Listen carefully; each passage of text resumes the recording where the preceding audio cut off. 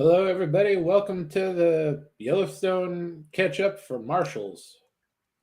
With me This is is Admiral Pig. How you doing, Admiral? doing great. Nothing like ketchup. It makes the sandwich taste great, and it helps us understand what we're going to be getting into next week for Marshalls. Which we need to figure this one out as far as how it's going to work. Marshalls, as far as I can tell, it's a CBS show. Yeah, CBS, but they're supposed to be airing it on Paramount Plus as well. So Here's our they're scheduling not. issue. I'd like to keep the Paramount reviews on Sunday night, so because people already kind of know to go there then. I always know that I'll be free for an 8 o'clock show, and can wind it up on time. Marshalls drops on CBS on Sundays and doesn't hit Paramount Plus till Monday. Yeah, that may be a problem. I have a funny feeling people will be out at sea watching the show very quickly. Taylor Sheridan has a lot of interest. So we'll work out the watch party details. If we have to blow watch party one, we're not watch party one and review one off for a day. We will. That's life.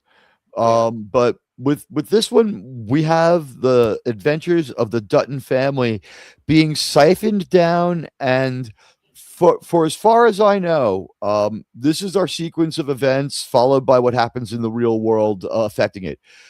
Around the Civil War, John Dutton becomes traumatized and disenfranchised with life in the old original part of the U.S. He's in Kentucky, and he decides to go hundreds and hundreds of miles south to Texas, where he spends 8 of 10 episodes trying to go to Oregon, and then eventually ends up in Montana in Paradise Valley, where he makes a deal with the Guardians to get the land. He doesn't just go there and build a house. He talks to the Guardians first, and his daughter trips out and dies because she's been shot through the liver a couple of episodes before. I'm sorry, impaled with an arrow.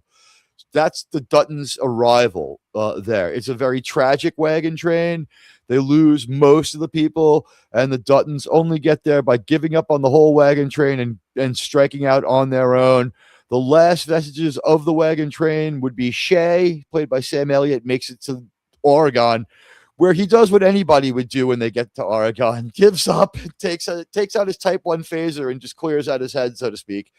And that was the weird ending of 1883.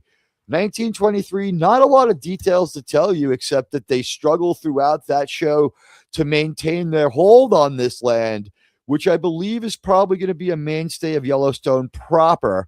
We establish the Yellowstone predecessors and their ties to the land in 1923. Season 1, great. Season 2, pretty good. And with that, we see the development of Taylor Sheridan getting a little bit better, or at least cognizant of bad pacing. 1883 has an entire drop storyline that we're led to believe is going to be important, that just gets really resolved quickly with Tiona Rainwater. We are led to believe, but there's nothing but implication, that Tiona is an ancestor of Thomas Rainwater, who is an important character in the world of Yellowstone. And I believe ends up being the guy who holds the note on Yellowstone at the end of all this. We have another John Dutton. He's like John Dutton. He's not a junior. There's a bunch of people in between, like Spencer and everyone else. He's just a descendant of Spencer and Alex, if not their He son. is the seventh generation. All right. They really wrote themselves into a corner with the prequels. We have heard a lot of stuff about how 1883 they couldn't do certain things because of all the lines and all the lore that was dropped throughout Yellowstone. By the time we do this season, and this is the final half season of Yellowstone, what we have to do is we got to square up our lore. We don't have a way of doing it organically. All of the writers have had a falling out. That's what we found out, right? And this goes from being Taylor Sheridan's Yellowstone to the last season. The publicity says Taylor Stone, co-created by Taylor Sheridan. So we can only assume there was some sort of Hollywood arbitration. Whoever created the characters, this has happened before. We have had shows fall apart before. There have been so many litigations in Hollywood, it's not funny. Kevin Costner I don't know if he breaks his contract or takes advantage in loopholes of his contract. And remember, this is not a Paramount show. Yellowstone was NBC and Peacock. So the contract has some problems. Kevin Costner just goes off and does his own thing. He makes that movie Horizon. And it's supposed to be the return of traditional Westerns, and it's big and epic. I can only assume that it's just as slow as Open Range, and no one wanted anything to do with it. And it sat around in theaters like some bad popcorn no one wanted any part of. And what was it, 4-hour long part one of that one? I don't know. I skipped it. Right. So Kevin Costner destroys his third comeback with this stupid fucking movie. And if he hasn't learned that it's only a fluke when he directs well by now, he'll never learn. So Kevin Costner's reputation is now this. He'll second guess the director on everything he's in that he has any investment in. Like Superman, he didn't give a fuck. He just showed up and delivered some lines and left. If he's in it any deeper than that, he's going to start arguing with the director. He's going to start taking issue with the direction of the character. He's going to start trying to assert and throw his weight around in the production. And what we kind of found out is Taylor Sheridan, hate might be too strong of a word, but as far as working with Kevin Costner, he hates the idea of doing that. They might be able to have a beer together, but he's never putting him in a show again. He hates working with Kevin Costner. Kevin Costner became difficult and unavailable in the final couple of seasons. There was production and schedule times. He scheduled the production for part 2 of his movie, which I think ended up streaming, didn't it? And still hasn't come out yet, has it? I don't believe so. Neither of us have kept track of this. It's not compelling. No one cared. It was set up to be great. Kevin Costner was being looked at as Harrison Ford for a few minutes there. His career finally, like an old building that was always kind of shabby, had gained some prestige. He was always like the poor man's someone else. He was the poor man's Harrison Ford. He was really handsome, but he wasn't that great of an actor. In The Big Sleep, he's dead through the whole movie. It's his best performance, but he becomes like undealable. So we know that they're going to get rid of this character. Like this ultimately ends with John Dutton dying so that we don't have to deal with him. And we're going to slice the characters from this show to go into, they all feed into successor shows. The biggest one will probably be either Marshals, which might be what used to be called 6666. Other writers get control of some of the characters, and then yet another spin-off project with no relation to Yellowstone except the proximity called The Madison will happen with Kurt Russell and Michelle Pfeiffer. This one is about Casey Dutton, who's the son of John Dutton. Is that correct? Yes, he is the youngest son of John Dutton. And we're talking Marshals. He's a former Green Beret or Navy SEAL. Is it Navy SEAL? I believe he was a Ranger. Okay, he comes in with deep specialist military background and a lot of time fighting. I don't know how much we deal with it. We probably only deal with it as much as we deal with Spencer, having a combat veteran background. But with the way the wars played out in our century, there's the possibility here that Casey Dutton was like away for years and years and years. One of the most interesting characters. I don't know where she'll land. He was back. He's been back for quite some time. Did he spend several tours though? Right. He's got a lot of built up trauma from that, but we just don't deal with it a lot. Is that what it is? Well, yeah, he does have a lot of trauma, but he has a lot of shit going on. And he's got a lot of training too. He was elite. He was elite military. He can do every single thing you need to like.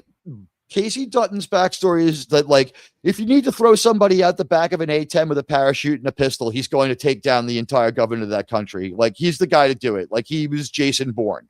That was his military background. We don't get deep into it, but that was his military background. And now he's law enforcement. He's one of the land management marshals. Is that what he is? Are the Yellowstone Marshals land management guys in this one?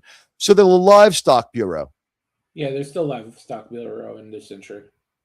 Taylor Sheridan in his shows has traditionally loved overlapping law enforcement jurisdiction, and differing law enforcement factions that are of different levels of integrity. We had like very, very, moral people who were very much dedicated to being good law enforcement in 1923. Their story falls apart, but the female marshal from Dexter, like she's a good person and a good marshal. And then we have Marshal Ross, who's like, Germ, why don't you talk about walking piece of pig shit Marshal Ross from 1923? He's a federal marshal.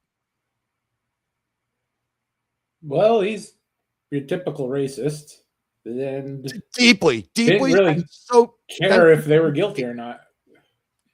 he was just into it because he had a chance to kill some guardians, although the crime was so great that he had to chase her. She was wanted in connection with the death of like 15 people because that ambush at the gully while they're chasing her from the first two killings.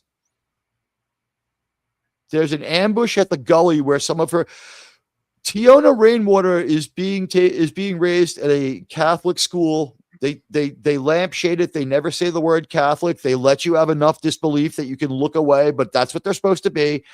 This is based on real documented true they stuff. didn't want to be sued by the Catholics. The Catholic Church would have no grounds, but they might have been sued by a Catholic faction or the Knights of Columbus. The church itself would not have said anything because the in court, what you could have done is simply shown the last three pontiffs going to the guardian land and saying, we really couldn't be more sorry about how much we fucked up. The biggest example would be Pope Francis went to a former guardian reservation in southern Canada, and he was just like, these schools were wrong. We were wrong. The people who were running the church in Canada and America fucked up.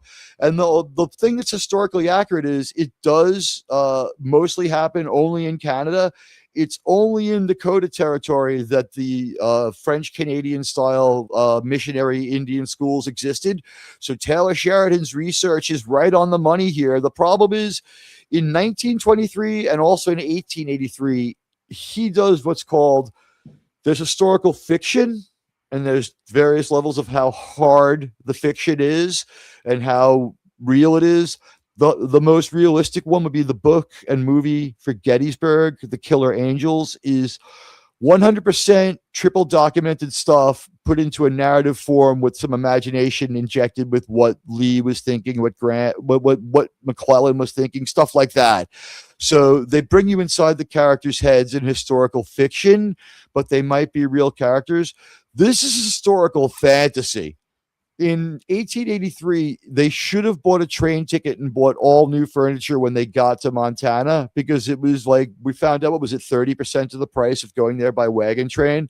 Then we did some more research and we found out that by the time 1883 rolled around, there wouldn't have been roaming tribes of guardians at all anywhere. They were living on the reservations. The last time they had come off the reservation in a hostile way was in 1876 when they wiped out Custer. And that was the first time in like decades that they had been really hostile, and that the atmosphere and the level of danger in 1883 would have been, the show should have been called 1843. And what we found out was they were locked in by Yellowstone dialogue. So now we're going to. They were locked into that 7 generation thing. They had to like have one generation die off real quick. They also have to kill off a few Duttons and have them reproduce really fast. That's not a problem because we have like the way people lived up until like 1970 was like people were married by like 21. You know, in the 19th century, like the average lifespan was like maybe you could count on having 50 years, but like it wasn't a sure thing. People were dying from shaving. Lord Carnarvon, who funded the exploration of King Tut's tomb, cut himself shaving in like 1904 and died of sepsis. Okay, that's why people had beards. There was a danger to it. The Romans lucked out. They warmed up the water before they shaved. I don't know how they pulled it off, but like shaving could be fatal. That's why the ancients mostly had beards. Like we had no relationship with bacteriology until like the American Civil War. So they're able to cram in 7 generations of Duttons pretty quick. Although, as Germ pointed out, 1943 should be called 1963, correct? You would hope, but they're going with 1944. It's too sexy of a time period not to go with 1944. It's too you got too much potential for drama for them to pass on it. Although it would not surprise me at all if 1944 just never happened now, because Taylor Sheridan works like crazy.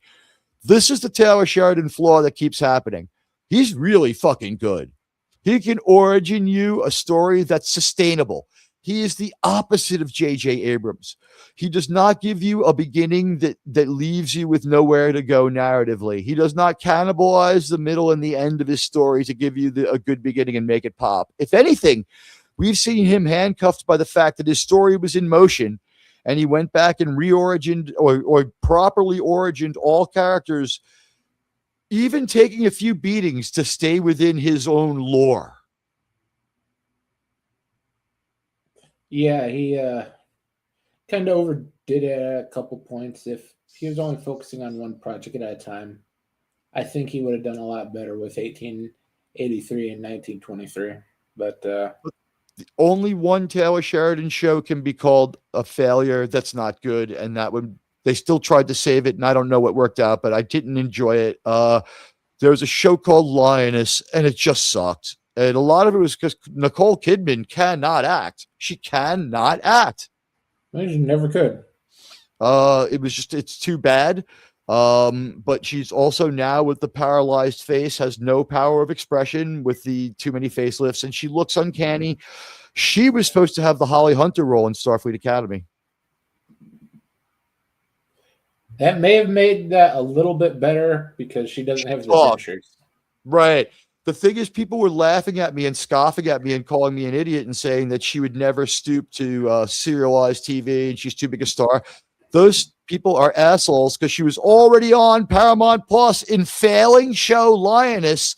They were just going to let her finish her Lioness contract on Star Trek, but Taylor Sheridan was like, I can't do that to anybody. I'll try to save Lioness. And whether they did or not, I don't know. But Lioness, that was the female-centric show, and it was a Zero Dark 30 style thing. It didn't work. The Yellowstone Marshals, who will succeed from this show, they were already in the Livestock Management Bureau, which is central to 1923. It's already going when we start 1923, but we don't know how far back, maybe 10 to 20 years of livestock management. But they have guns, they have badges, they can arrest you. They're a nebulous law enforcement organization. And that's the kind of law enforcement that Taylor Sheridan likes best, isn't it, Germ? Because they clash with the real cops and we don't know who has authority. And a lot of the times, neither does the show. It leaves it out there like who's in charge.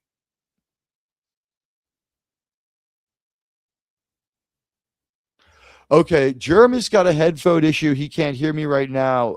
We're going to give him a minute to get that resolved. I'm going to just go ahead and explain what our relationship is. And I'm looking at the comments, so hit me up. Hello to Snorty. Resolute and hello in the theater to Buddy. And guys, we just need a couple of minutes to get started. We're getting some we're getting some watch time for our buddy Germ. We know the watch party is a little late. I just heard a click, so I know his mic's online. I don't think you can hear me yet. You can hear me? Yeah, there it goes. Okay. You came back in far less time. Here's the deal, guys. Casey Dutton and the livestock management guys are connected to Harrison Ford's livestock management marshals in 1923. This is the kind of law enforcement agency that Taylor Sheridan loves best. Germ will verify this one just real quickly. He loves overlapping jurisdiction and nebulous law enforcement, especially nebulous law enforcement bodies like the livestock marshals. The livestock marshals have badges, the power of arrest, and guns, but they are real fictional, and they are loosely based on what? Alcohol, tobacco, and firearms meets the Bureau of Land Management, sort of rolled into one. Yeah, they're in the story. They're supposed to be a subdivision of the Bureau of Land Management. And they don't have uniforms, do they? No, but they are based off of real organizations. Do they badge out when they go operational, or does that just come up that they're already marshals? Like, well, since you've done this, this, and this, because that seems the way we see Jake Dutton do the marshal thing is, it just sort of comes up that he's the head marshal from time to time. And then like when the range war starts, then everyone does what I call, they badge out. They put their badges actually on. Most of the time, if you're a land management marshal, you don't even have your badge on you. It's not a big deal. It comes up at land management meetings or during a range war. How it works in Yellowstone is beyond me. Do they just pull the badge once in a while and say, "Look, you just broke land management, livestock management rules"? Or are there times where they're like, "Now we have to go operational as land management. Everybody badge out"?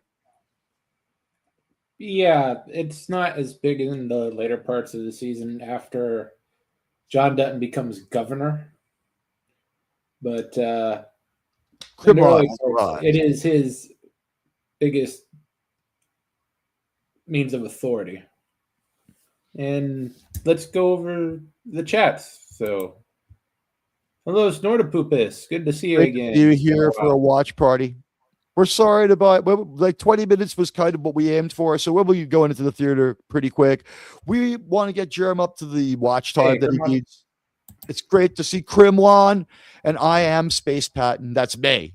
But it's good. It's good to see you all. We're gonna get Jerem up to his 4,000 hours, and sometimes these watch parties will have little setups and synopsises.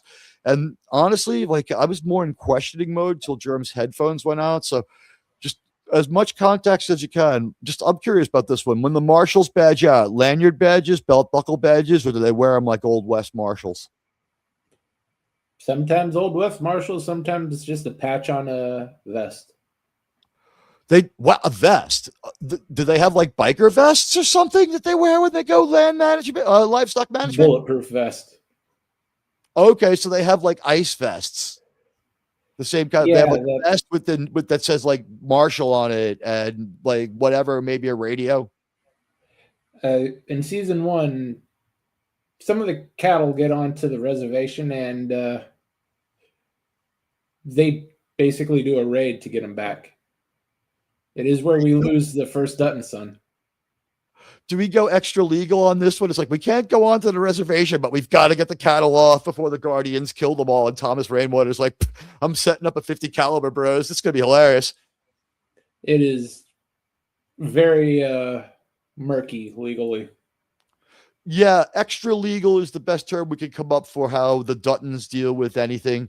And also in 1923 and 1883, we saw the origin of certain things. In 1923, we saw where they like to dump bodies. They call it the train station. There is a train station nearby, but that's in Bozeman.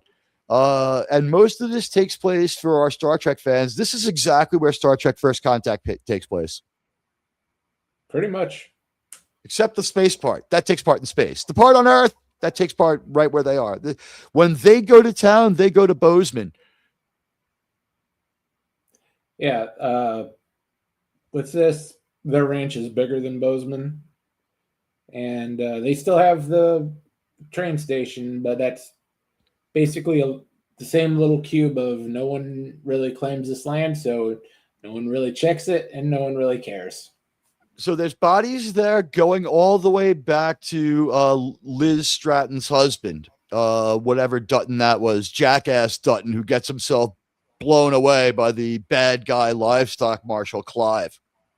That was we knew that character had to die, and we knew that Liz had to leave the show, like had to leave Yellowstone. Like we knew that couldn't hold up because of the other Yellowstone lore that Germ knew. So he kind of tipped us like this can't work out. But we did not see, is it Jack? We did not see the death of Jack coming. Like when we do violence in Yellowstone, it's cool as fuck. We pull pistols and just start blowing people away. There's no talking, just like you, so and so. Yeah, but blam, blam, blam. It is really violent, really fast, and really intense. With maybe the best example in 1923 being the death of Jack, and the typical use of violence by Taylor Sheridan would be when Harrison Ford walks up on Jerome Flynn from Game of Thrones, he just slaps a pistol right to his chin. He's like, "Don't fuck with me or I'll kill you." And that's just how we do it here. Billy Bob in 1883, same thing. He just starts killing people. It's like, you the guys who went around fucking with the pilgrims? Bye.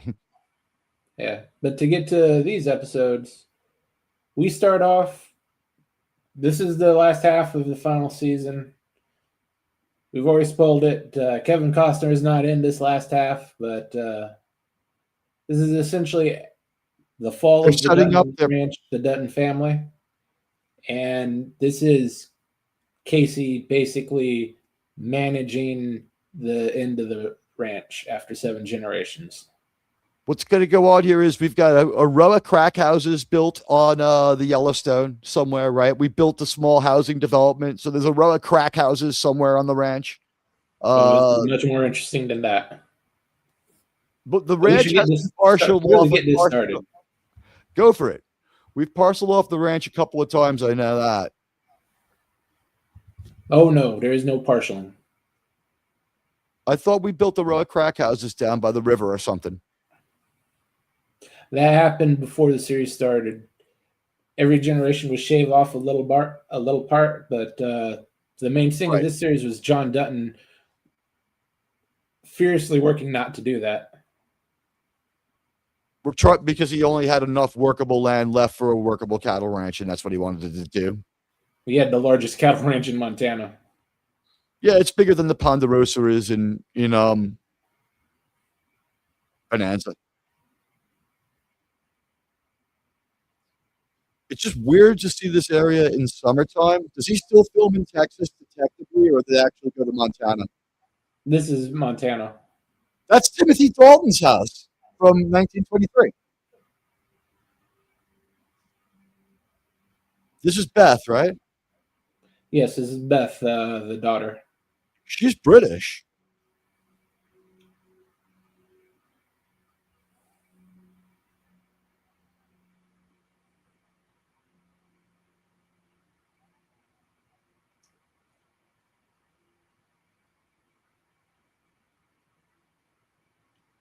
John Dutton gets shot a bunch of times over the course of the show. How's the motherfucker die? They'll reveal that here real quickly. Thank you. It's made to look one way, but everyone Taylor knows Sheridan, that it was Taylor, regicide. Taylor Sheridan hates him so much that they might have made it the same death as Michael Hutchins.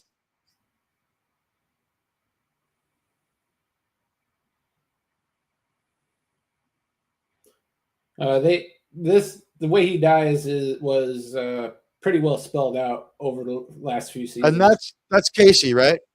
Yeah, that's Casey. That's Cole Hauser, right? That's the name of the actor? I believe so. He's Wings Hauser's son.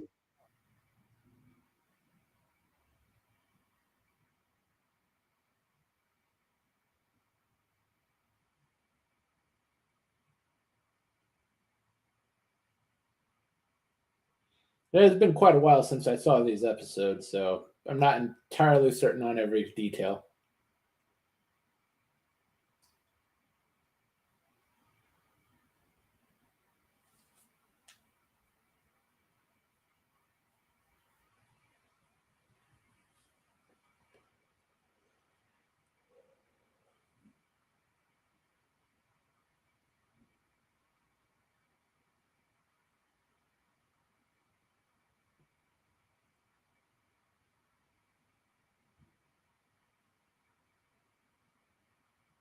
That is a lot of splatter.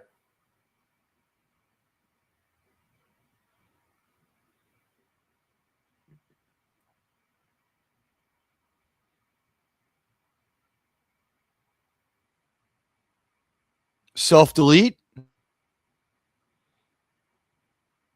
That's the operating theory. Because he had like something fatal? Well, he had cancer earlier in the series, but that had gone into remission. He was actually governor at this point and facing impeachment. But oddly enough, that had nothing to do with why he died.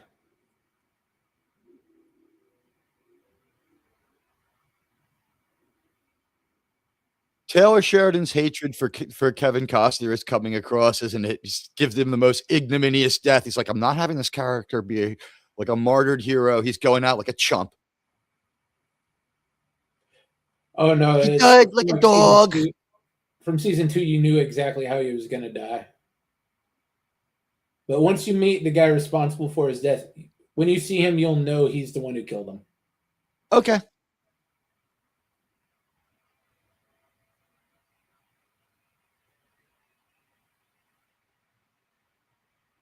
And we've noticed like he was able to access the crime scene because he's a marshal, but he didn't badge out. The cops just know him.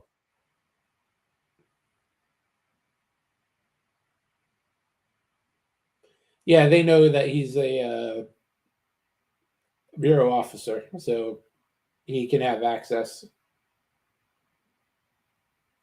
And he's liable to shoot him if they don't do what he says. He has quite a huge body count over the series.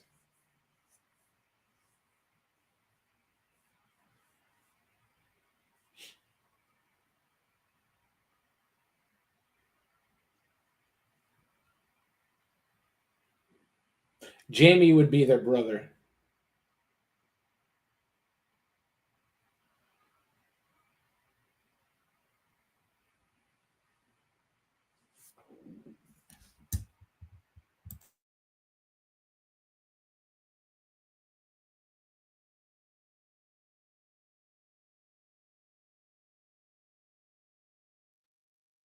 Whoa. Yeah. This is well done.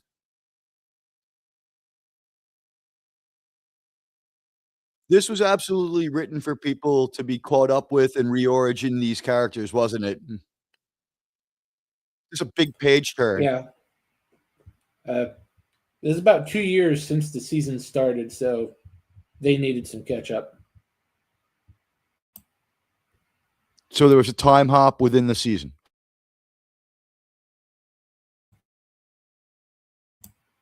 That was in the season.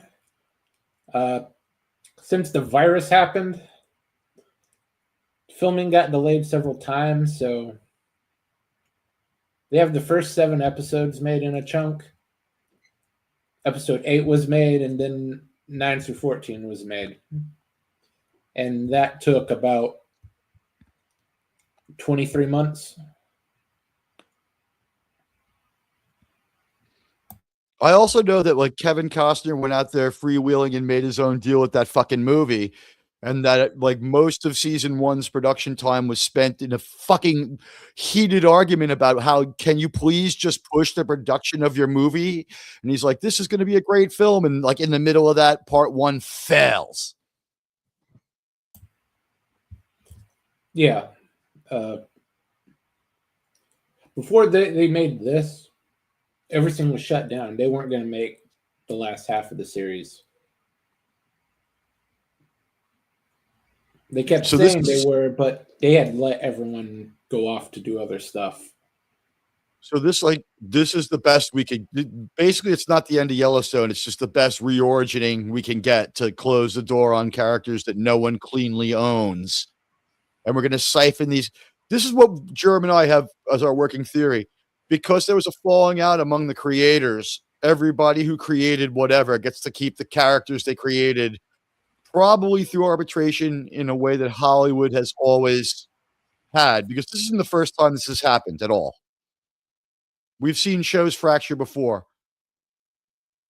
Was it the practice that became the firm that then became Boston Legal?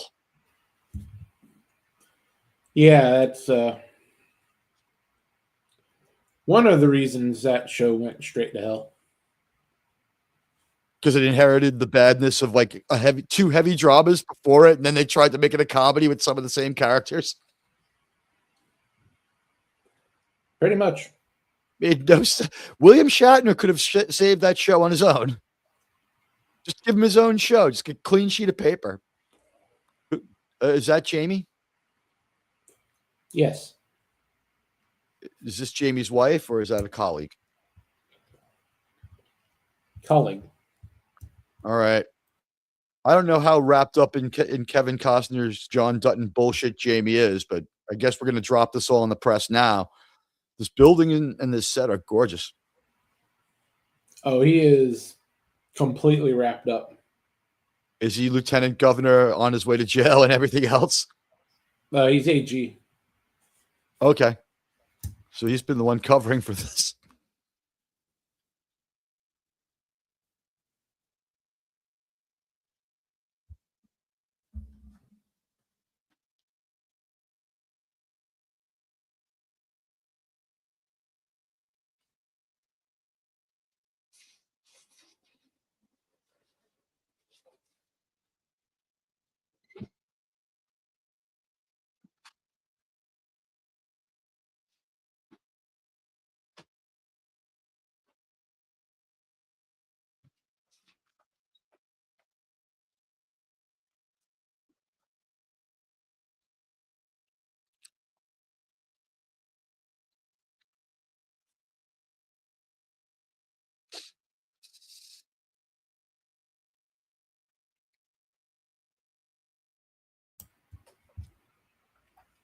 When Beth says something, you do it because she's a crazy bitch.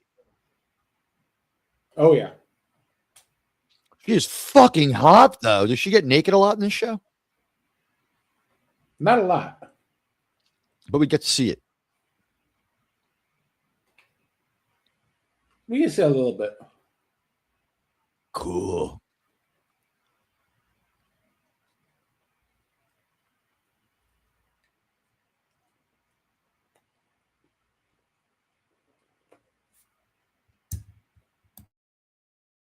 So they think it's self-deletion now.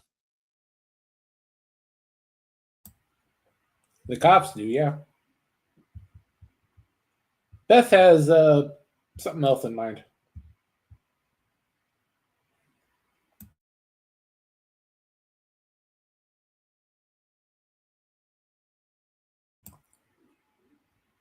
A small fact: She thinks Jamie is did it. not. Yeah, Jamie is adopted. And Jamie's a really good actor because I've seen him in shows like SVU and stuff. He's killed a few people across the world of Law and Order and Blue Bloods. Yeah. So right now, Jamie is technically the oldest brother and set to inherit everything. Is that Taylor himself, by the way? That's Taylor, ain't it? Uh-oh. Oops.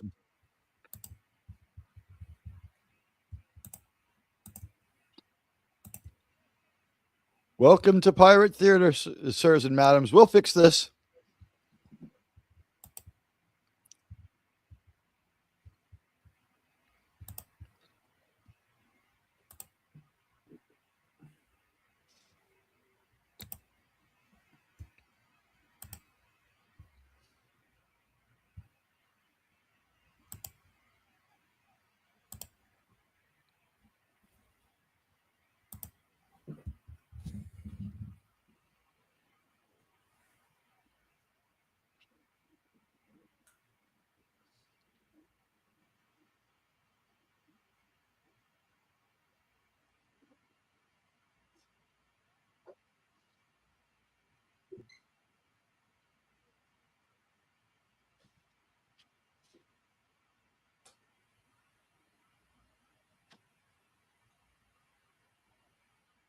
Oh no, Cole Hollister is Rip.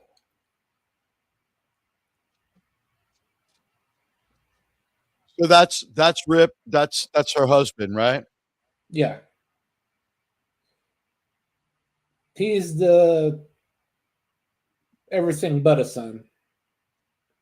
Right. John Dutton found him sneaking in the barn when he was a kid after he had taken care of his old man. Later He hid him on, from they the law they and find basically raised him as his own. later on, Beth finds another kid sneaks into the barn, and she spends like 4 episodes kicking the kid's ass, teaching him how to have manners, and putting him to work as a farmhand. Yeah. That He was one of the becomes few episodes I Aaron Ripp's saw. adopted son, essentially. That kid also becomes part of the family. You can tell. It was hilarious when she finally this show is not very proper. Like Beth basically finds this kid in the barn, beats him down with like a rake or a shovel. She's like, "You belong to me now." Thanks for being here, Kremlin. And yeah, hopefully I'll get those hours and I can evolve.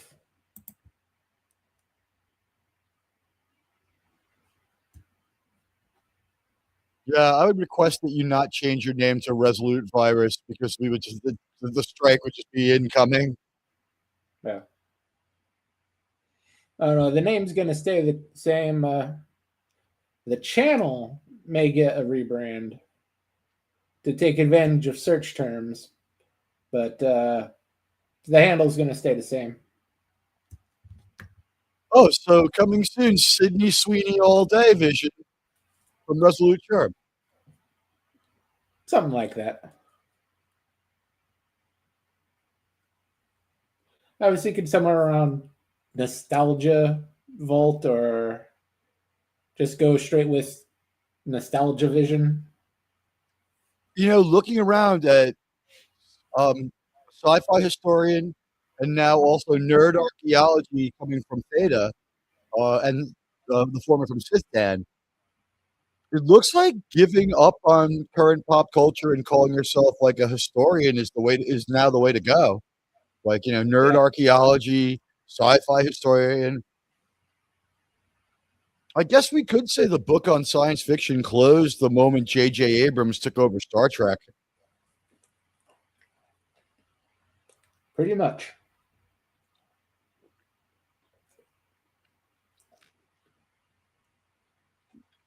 This guy's killed like 15 people too.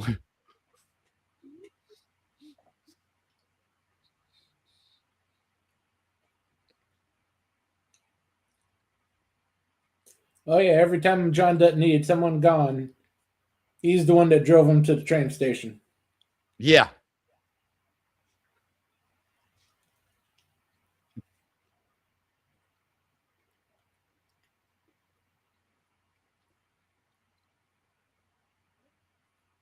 That kid needs eye protection too. Look how damn bright it is out there.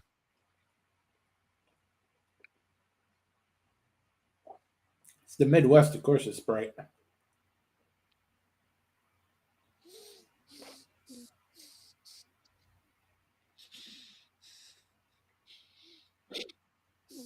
Because you're hippies.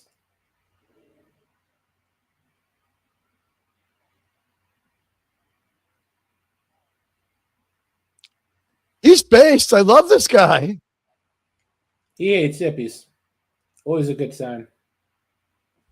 He's Tommy.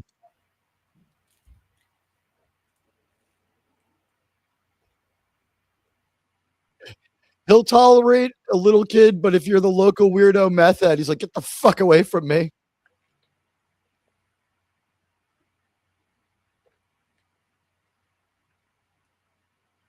How did Beth manage to get herself community service? Is this an existing problem?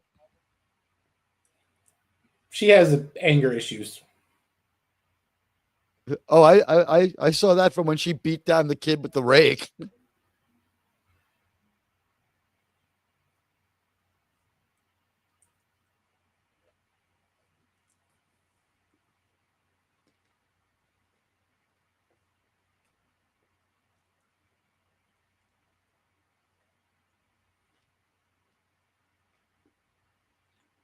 Wow, she is a defiant asshole.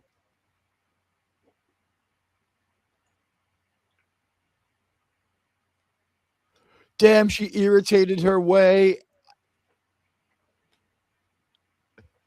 She's such a nightmare that even the Department of Corrections just doesn't want to fucking deal with her.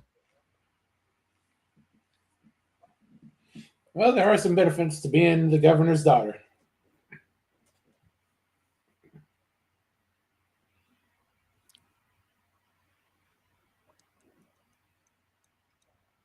I was going to say we do find a way to do a lot of stuff in Texas again, as always. Everything that happens in Montana starts or ends in Texas.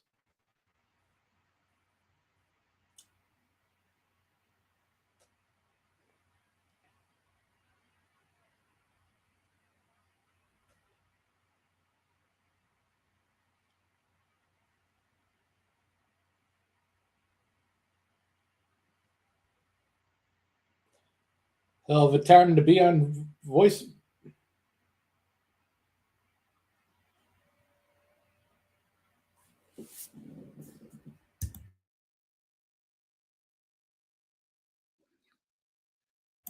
Be great if that echo went away.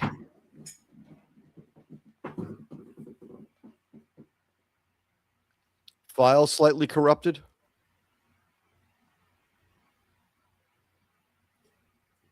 Most likely.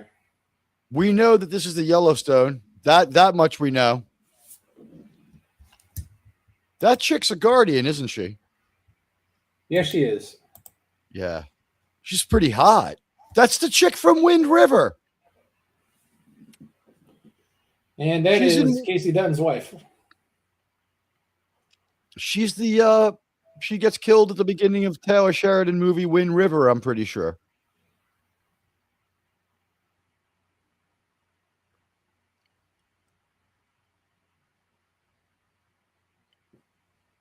Wait, so they're origining the original Yellowstone Lodge? They just this is where Harrison Ford hangs out. They don't use it anymore.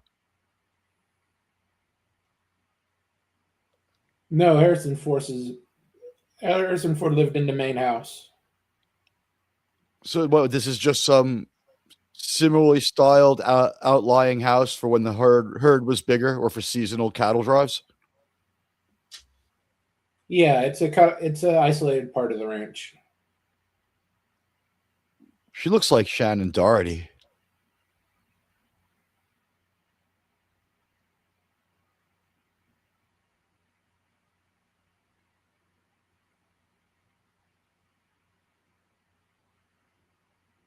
That's the kid that Beth found in the barn, I think. That's Casey's son. Oh, okay. The kid Beth found in the barn gets a beat down, and after she finally straightens the kid out enough to make him work at the ranch, which I don't know how this works legally, she brings him to town to get him some clothes. And he's like, I want a soda. And she's like, shut the fuck up.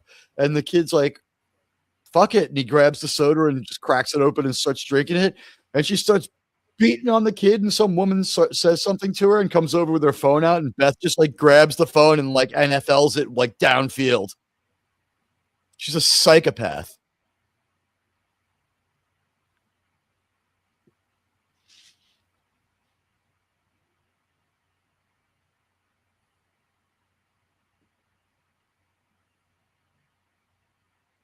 Was where they found Kevin Costner the governor's mansion, or is that the main Yellowstone ranch? Governor's mansion. So the governor ends up living in the old Stafford house.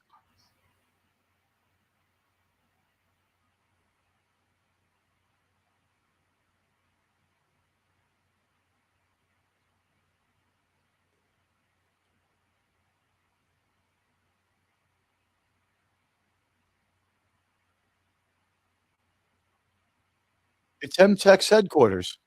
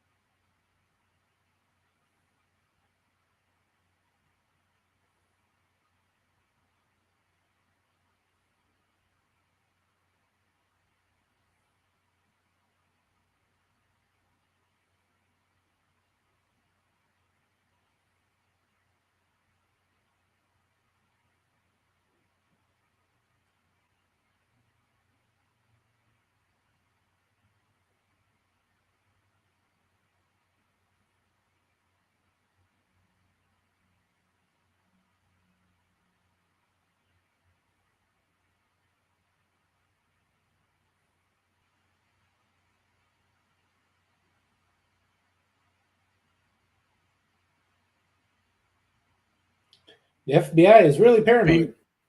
She's getting processed.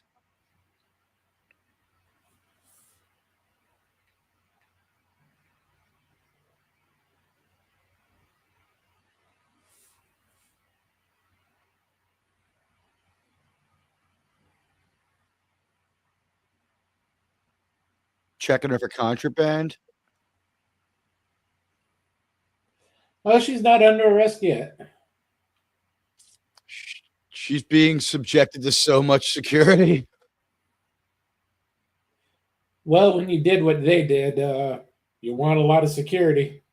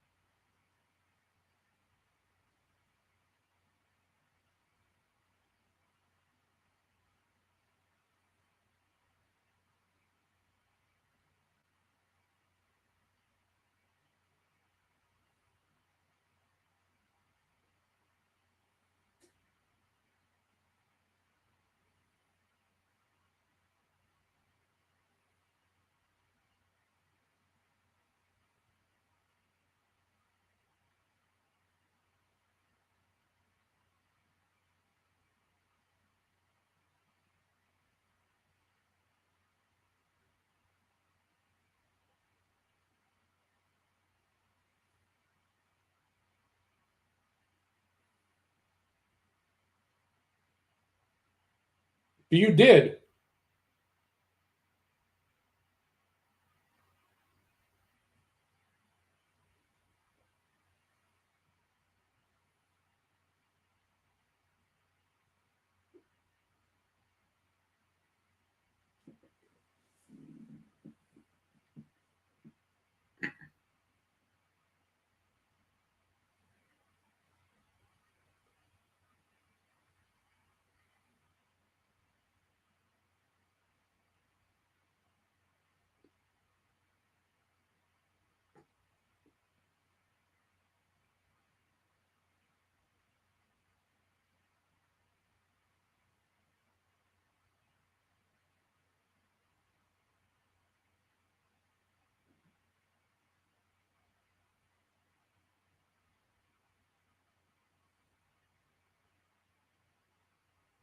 His son being the top of the list. So we're gonna try to set someone up, or fuck No, cause it that. This is 6 weeks back. Oh, The he's episode alive. will end. Yeah, the episode will end where they began.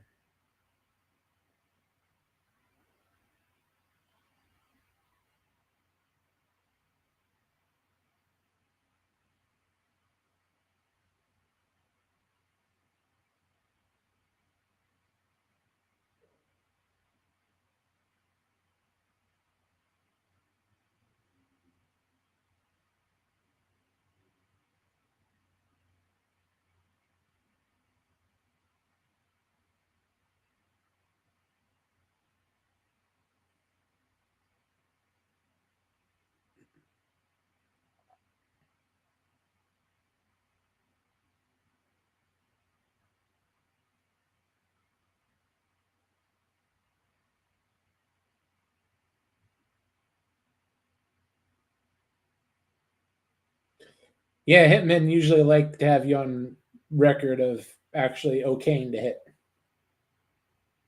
That way they have evidence to turn over to the FBI when they get caught. Well, if he's going to be the actual doer, I thought that perhaps he's a lawyer. Well, yeah, he's a lawyer for. Essentially, they're hiring BlackRock. Gotcha.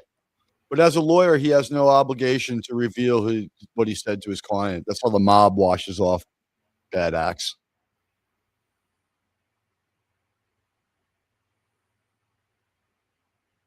Look at that, Germ. They use alternative energy.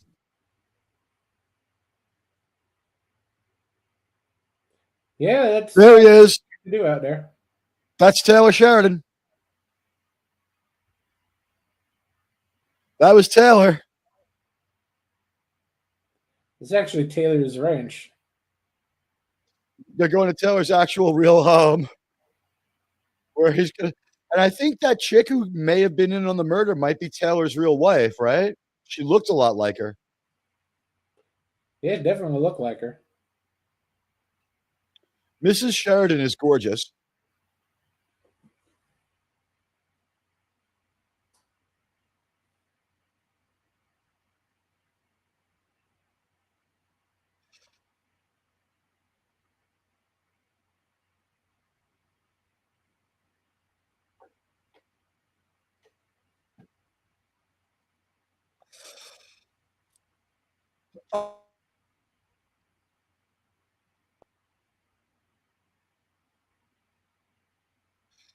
This already feels like somebody sat down and said, since you own these characters, you will write episode 1. Because there's a lot of other players involved in this that we haven't expanded this story out to yet.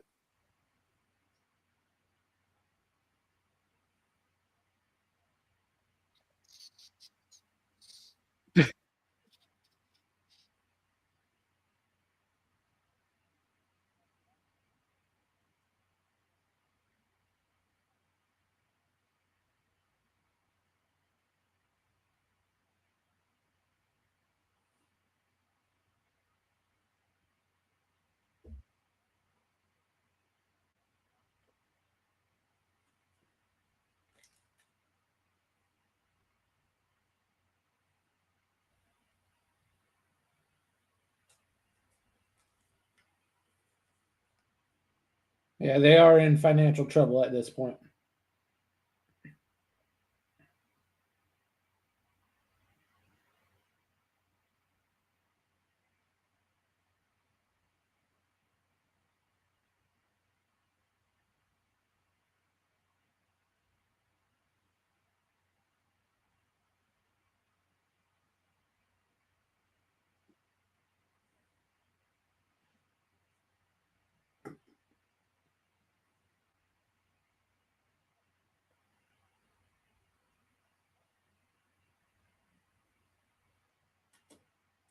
So is Beth Dutton like vaguely like Angela? She's a real bitch, but she loves the husband.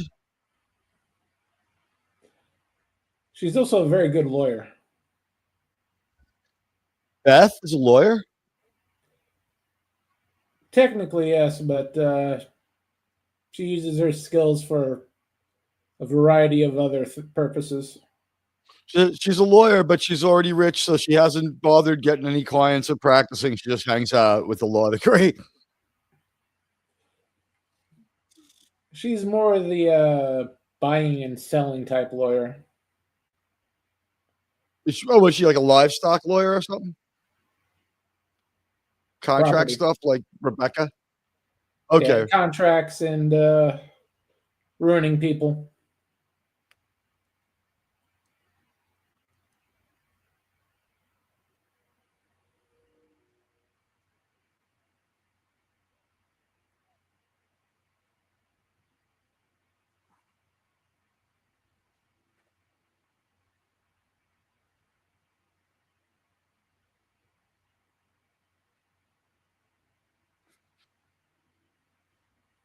Taylor Sheridan does like to take people who in the real world would infuriate us and make them into heroes, like the pink haired woman, huh? Sometimes, yeah. You don't think Pagan is probably going to be a big deal in season 3 of Landman? Not that big a deal. I predict Pagan gets killed or beat up in episode 1 and spends the whole season in the hospital, but I think she'll be a causal event. Like, I think that'll cause that will probably be the story for Ainsley. That's possible.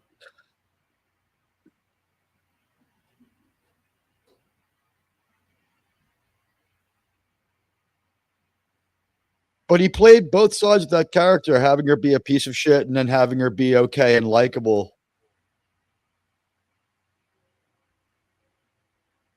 I like when Taylor Sheridan does that. He's really good with that. Yeah, for the most part. So if you're a Yellowstone guy, you have one of those red shirts, or are those like temps? Those are the locals. So they literally got hired off of the cowboy for the day cowboy working guy. Oh, okay, they're 66 ranch guys. Yeah.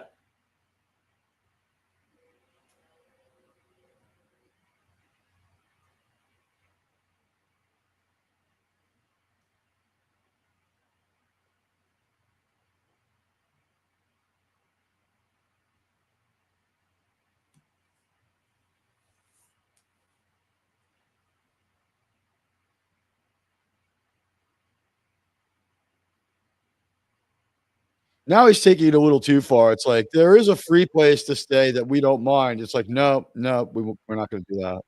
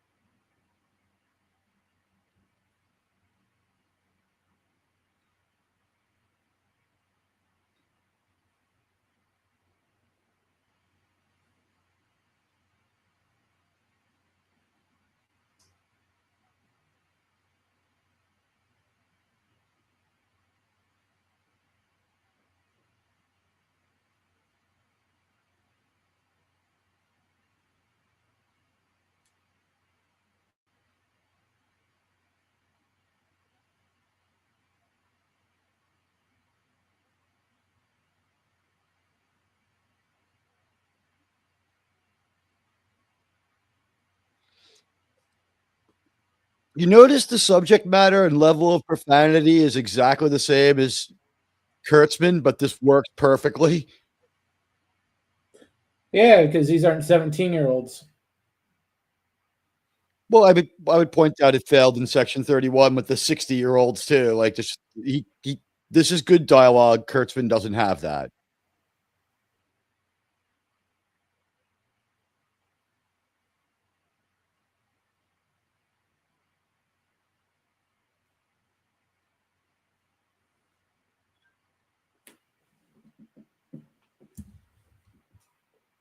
Oh,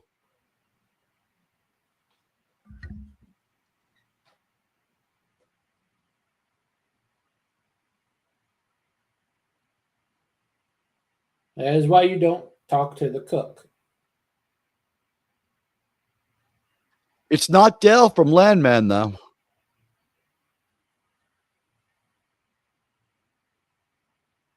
Seems to me Taylor Sheridan's NBC actors and Taylor Sheridan's CBS actors are like kind of kept apart, huh? Till these guys get beamed over onto Marshals. For the most part.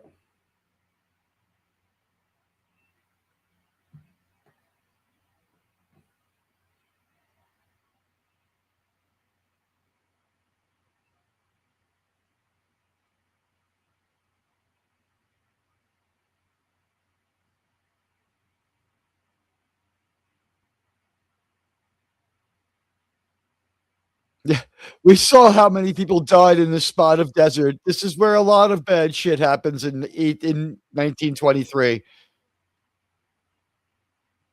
This is where Tiona ambushes the priests with the other guardians.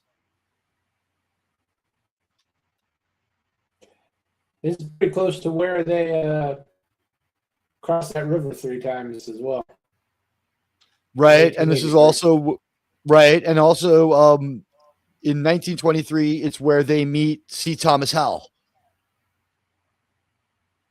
Okay, there he is, Thomas Rainwater, right? Yep. And he is not the chief of this tribe, and he didn't grow up as a guardian. He grew up in the white man's world as an adopted kid, and he's got a law degree. So while he's not their chief, and he's not like really acculturated into them, he's part of their tribe, and he's point man legally. Correct? Yeah, he's essentially CEO of the tribe. Right. There's a chief, but he does have people know that Thomas knows what he's fucking doing too.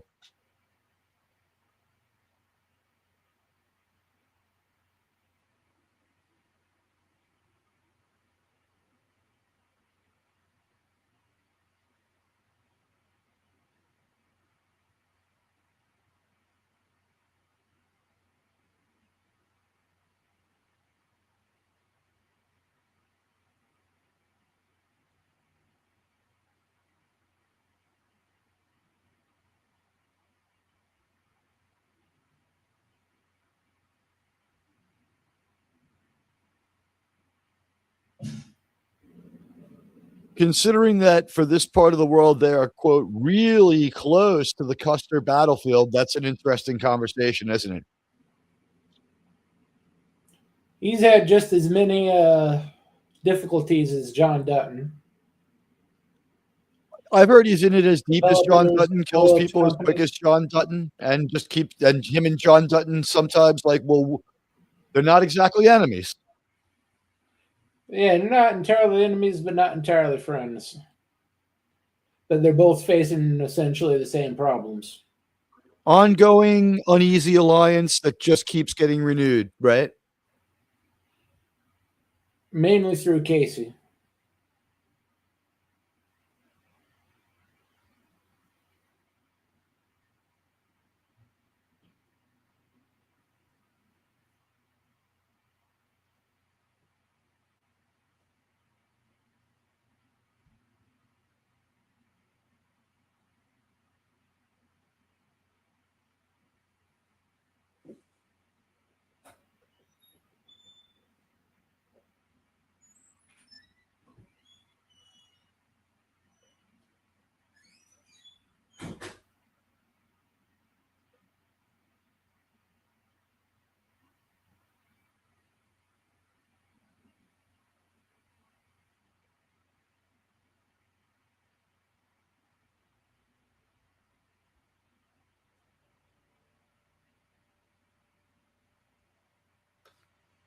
We know that location from The Last Stand of the Joker Wolf, don't we? Yep. Still the best one episode villain we've ever come across in our reviewing days. Yeah, he's the highlight of the 1923 villains.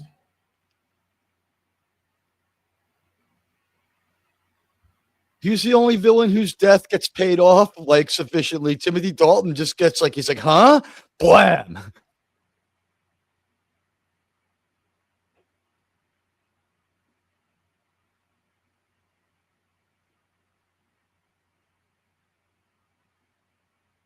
This just looks like the world's most excruciating workshop, huh?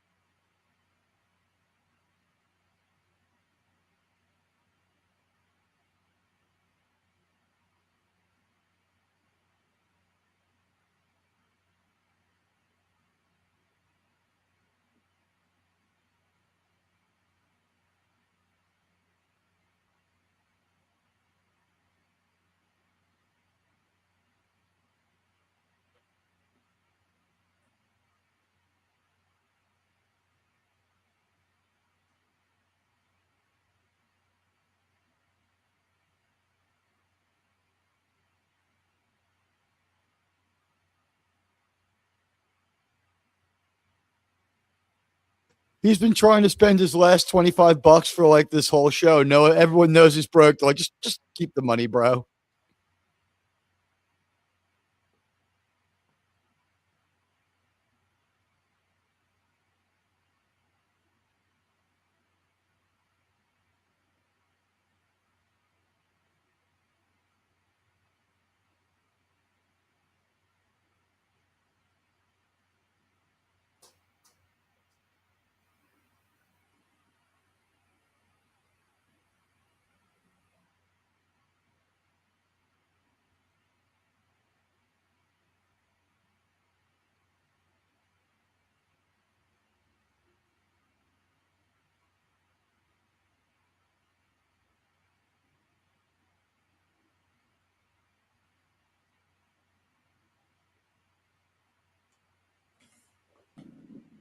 What the fuck are they? Spurs? Yeah.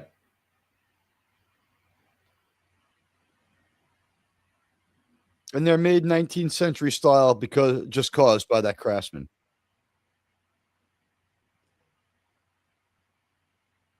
Well, they're higher quality. Excuse me?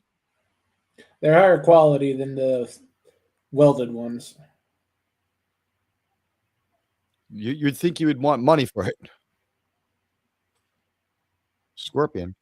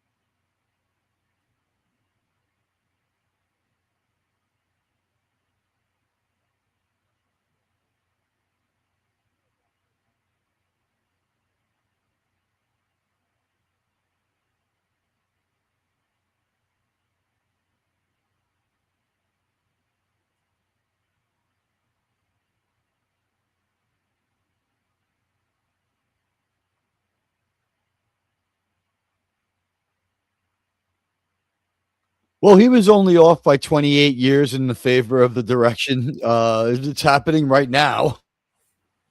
Yep.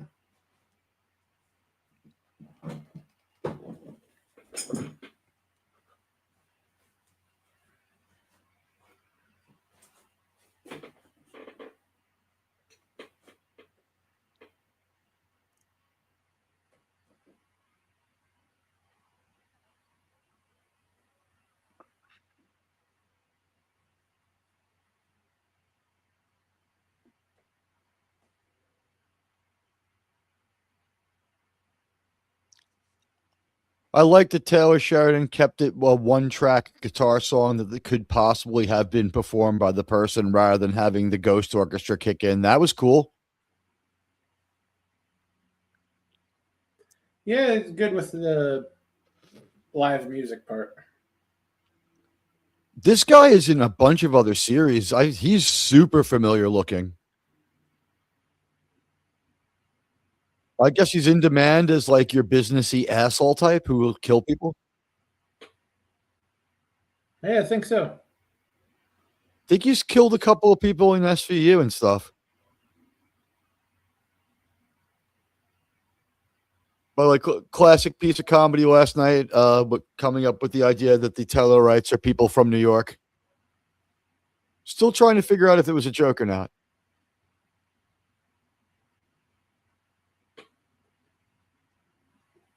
Thank you, Well, Taylor it is Sheridan. a very good likeness. Oh, baby. Okay, so we just jumped around in time. We're getting very close to the actual beginning.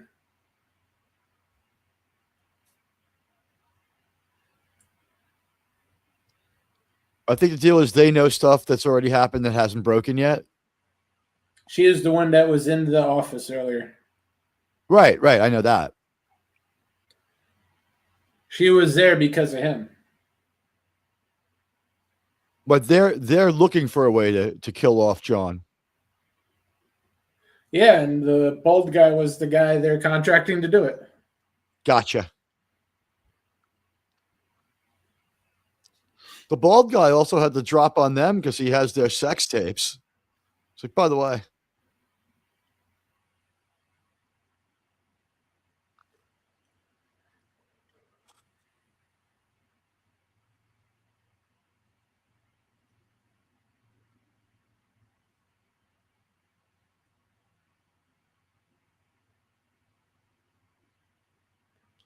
I need you to pull that camera back a little.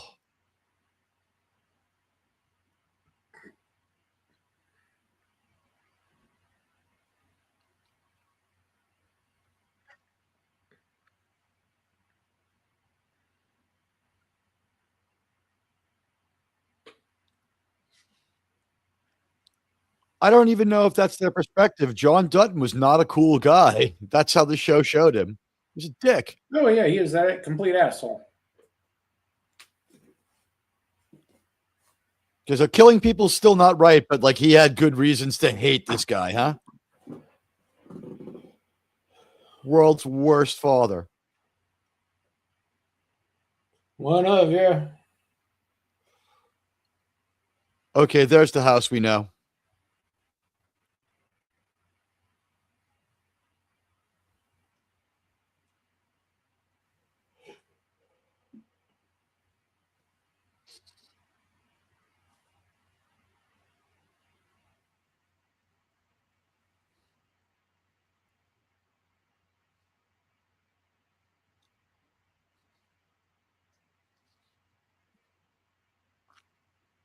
Have we jumped past his death now? Yes, we have. This is the messiest Taylor Sheridan episode ever.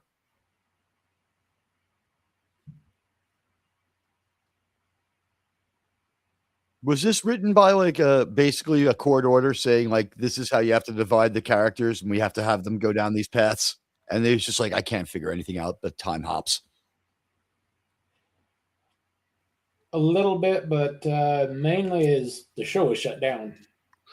The show was shut down. Yeah. So what their decision was stylistically, will Pulp Fiction it? Yeah, they had to work around Kevin Costner not getting anywhere near it. I think at a certain point they fucking And fire him, right? They're like they buy him out and yeah, tell him to please leave.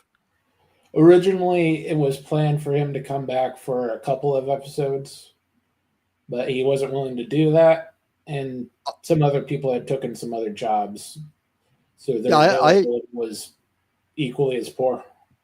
yeah, I heard that he really pushed he more than anyone else forced their hand.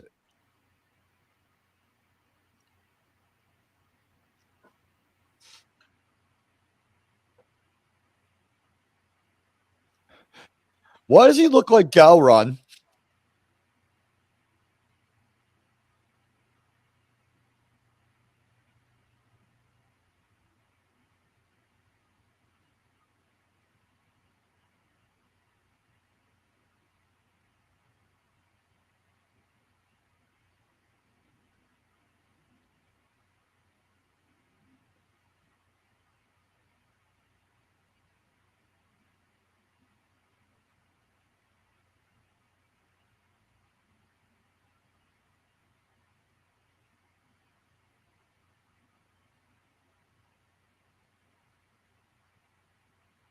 What is he talking about? They already saw the crime scene. The actual act. It should be Oh, on the surveillance video. camera, Okay. but yeah, conveniently the neighborhood lost power. Because what really happened was John Dutton was like lit on booze and the chick put the gun in his hand, right? We'll find that out later. The powder burns would say that she somehow got him to fire a round or squeezed off the round after he was dead. We've seen that in Taylor Sheridan a couple of times.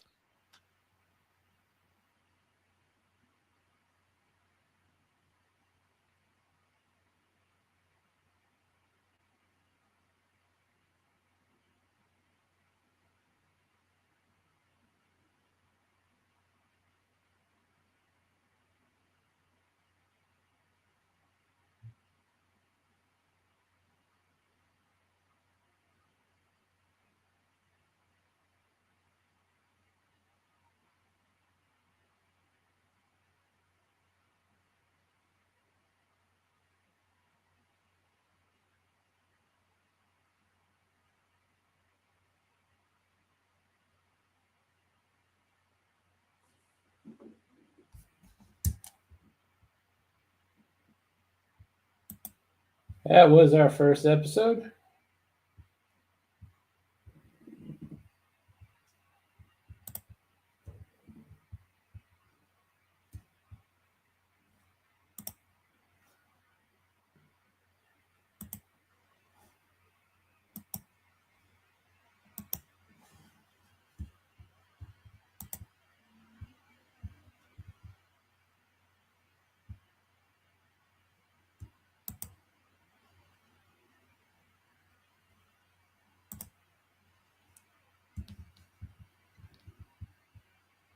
I enjoyed the story and the performances, but that was the sloppiest episode of Taylor Sheridan I've seen in my fucking life, bro. I think it was meant to be. Yeah, I needed you to decode so much of that for me. Thank you.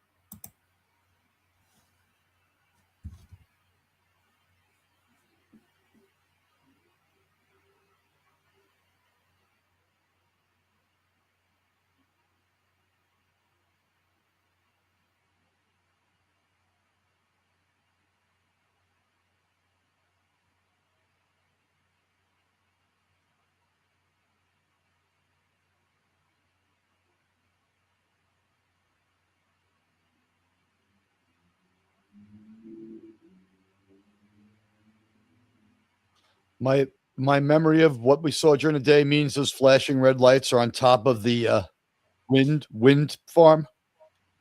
Yeah.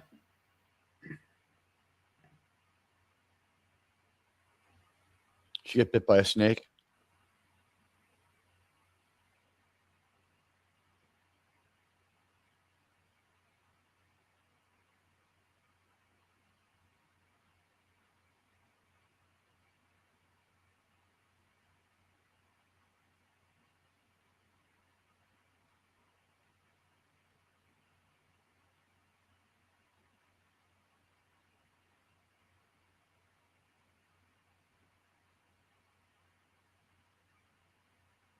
That thing's huge.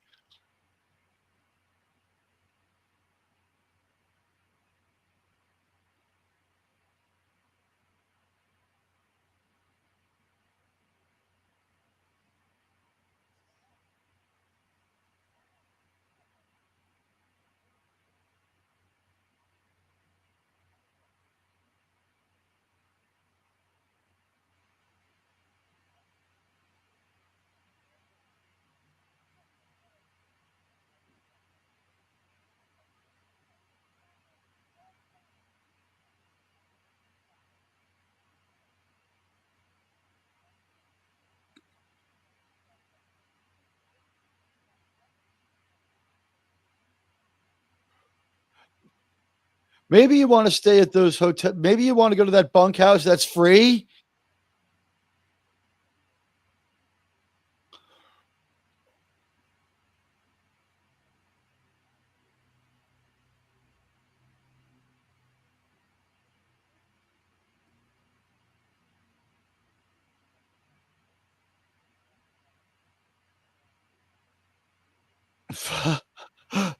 Fuck you. I saved your life. The rest is your problem. I love it.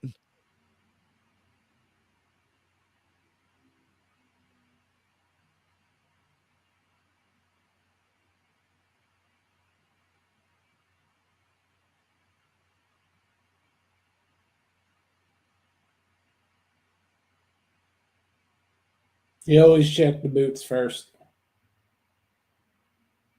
That's the place that makes the most sense they'd go, huh? Yeah.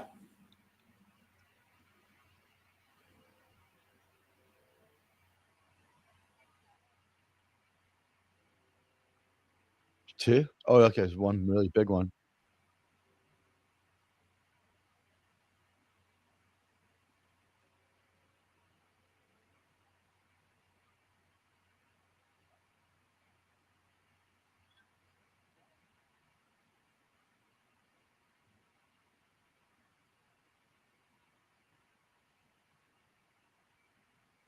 Is that hole a nest? Yep. Oh, fuck.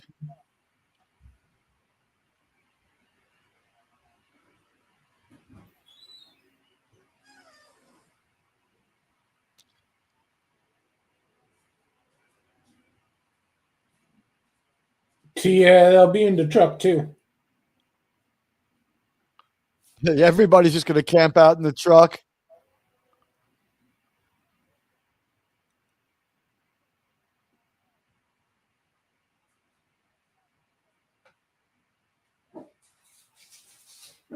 Got one of their fucking horses, huh?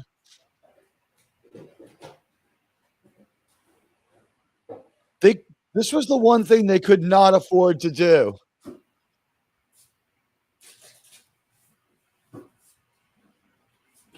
And here I thought they were just burning runtime showing us prairie life. That was pretty fucking intense. And the Yeah, down there, standard, snakes are really quite a problem. well, I think that not only that, but he brought them to like Snake Central, the worst possible place you could ever be, right? They picked a particularly bad spot of prairie. Yeah, a little bit.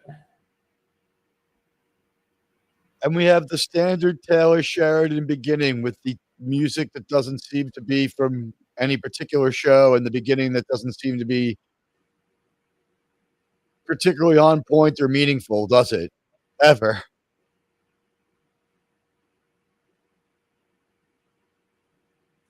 Taylor Sheridan plays a slow, mournful song and shows us images. That's Yellowstone's openings. All the and Landman.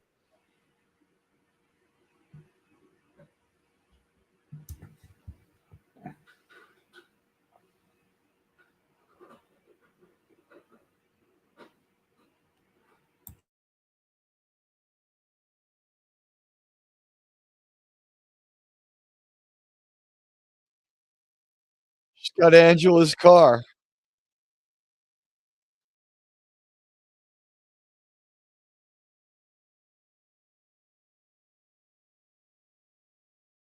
State trooper.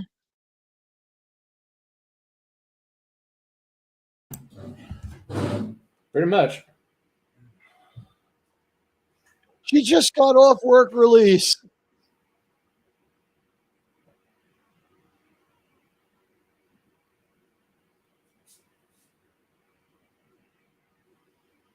What's with that weird scar? Is that show related or is that just on the actress? That show related.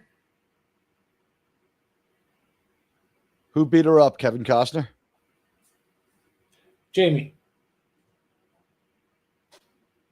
Ah!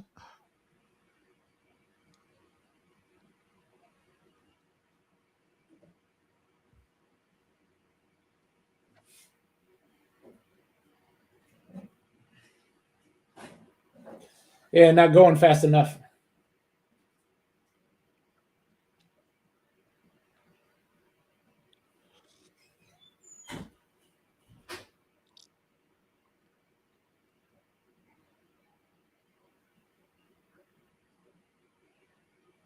She couldn't remember that?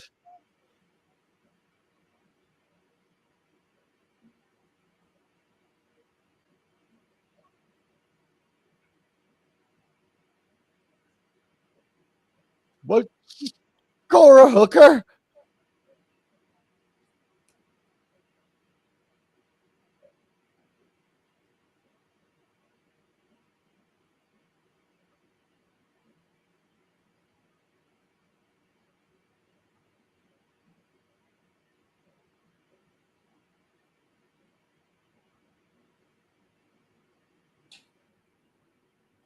So if you need to speed and break the law to do that, well, we're willing to modestly look the other way.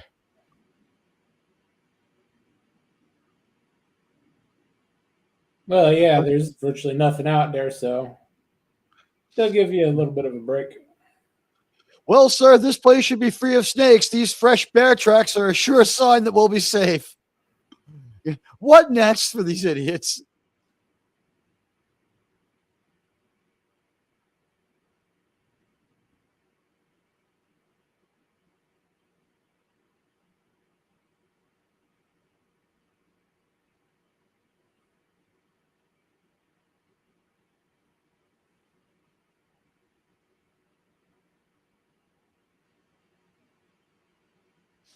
That'd be great.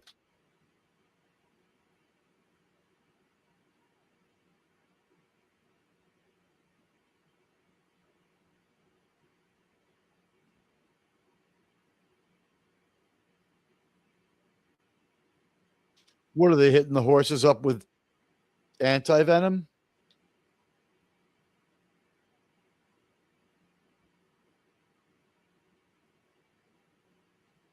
I believe What the so. fuck? Okay.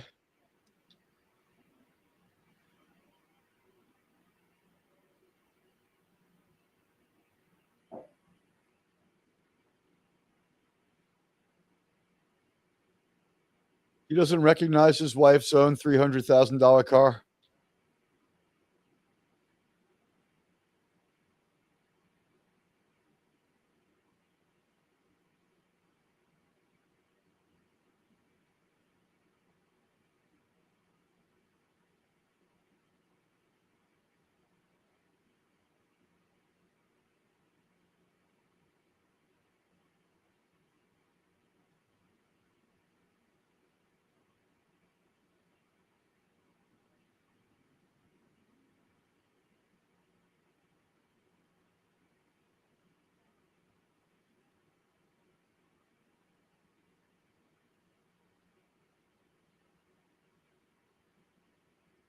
More like if you died, I just needed to find your wallet.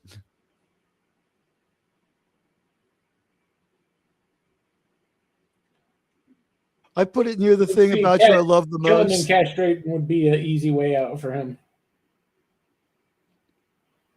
From what I understand, life with her is no fucking, but no bed of roses at all. No, she's psychotic. But basically, she's Angela, but she'll kill people too.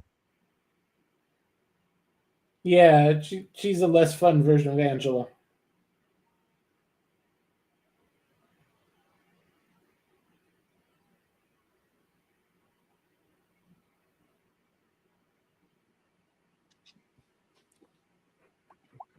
She'll buy some.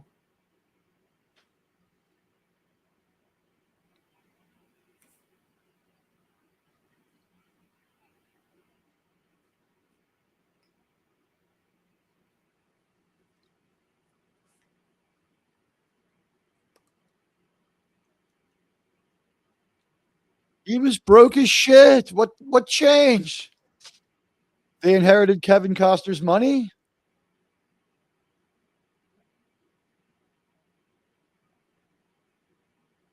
Sorry, guys, I got to They're go in fuck my some wild. money trouble for them doesn't really equate to the same thing to regular people. They're down to their last 4 million in the bank and their last 300,000 in cash.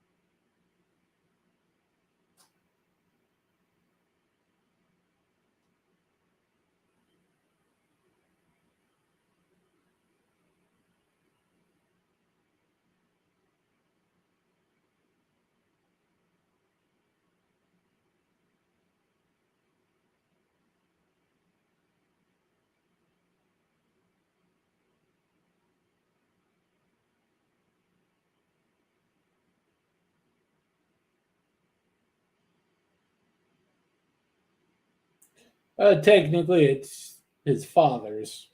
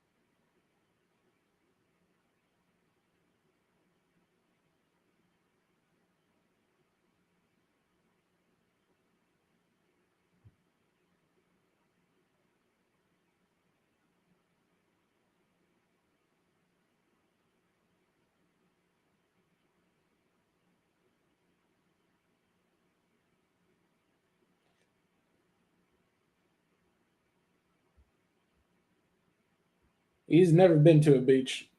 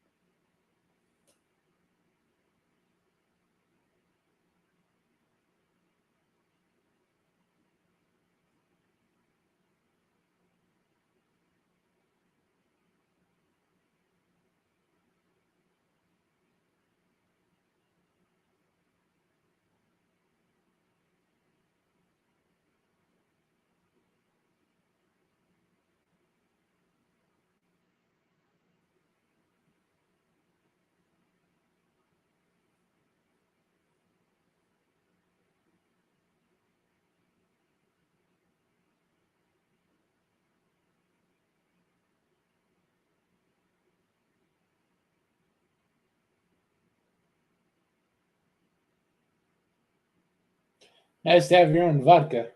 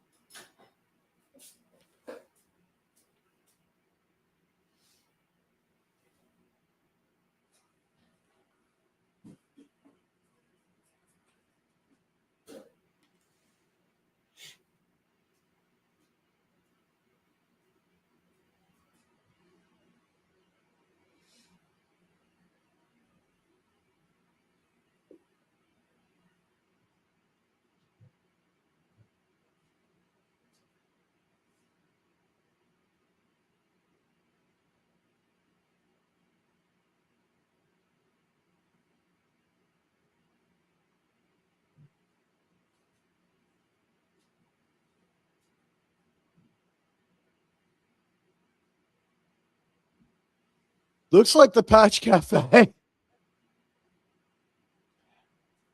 It might have converted it. I think it's either the same set or the same location. I don't know. The outside of the Patch Cafe and the inside of the Patch Cafe are inconsistent.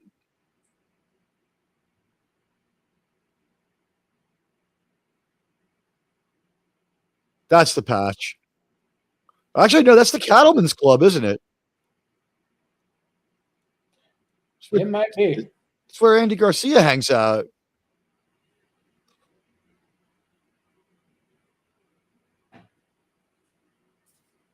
All right, so very, very busy Taylor Sheridan is only able to get stuff done because all the shows take place within 15 miles of his home. Just goes from set to set to set and never sleeps. I would think everything they have is built on his ranch. Saturday at like 10 o'clock, he just like crawls into his house and sleeps until Monday morning and does it all again for a whole week.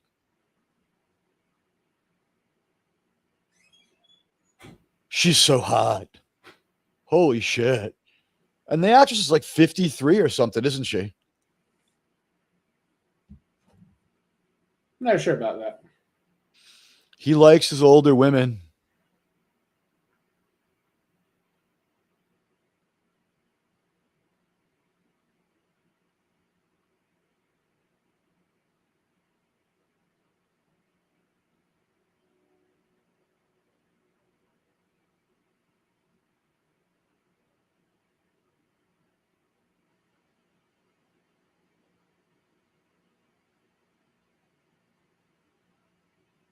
Okay, so Beth is about 44. She's born 1977 in England.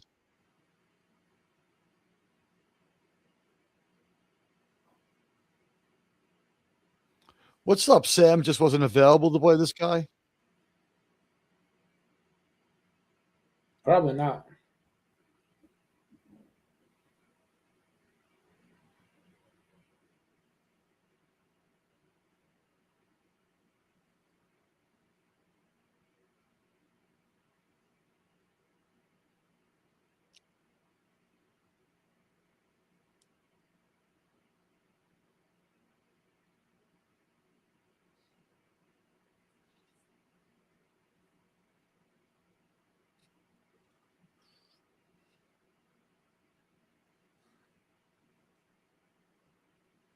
Yeah, you're 40. I'm 80. This guy never saved 5 cents. He's like an 80-year-old cowboy. Saving money isn't really something they do. They work 24/7 for like 4 months a year, and then they have time to sit around and like do something else with themselves. And that's usually when they spend the money. Good point. So who smacked her around? Her husband or her brother? Her brother. Her adopted brother, right?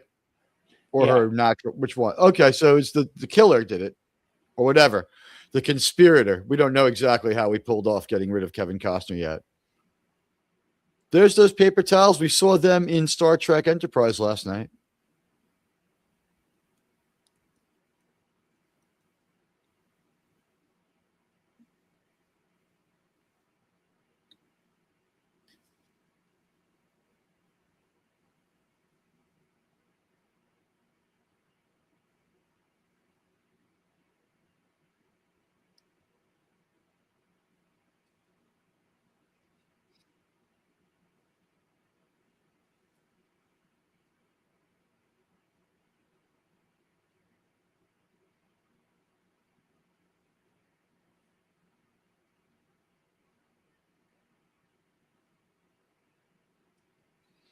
Did he trick this lady into volunteering to be a slave? A little bit.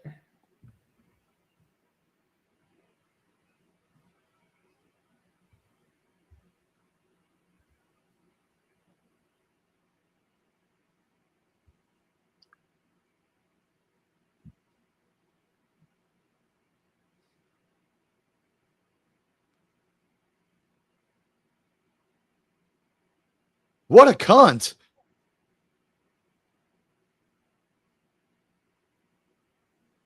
She is just a cunt. Whoa. Well, her daddy just died.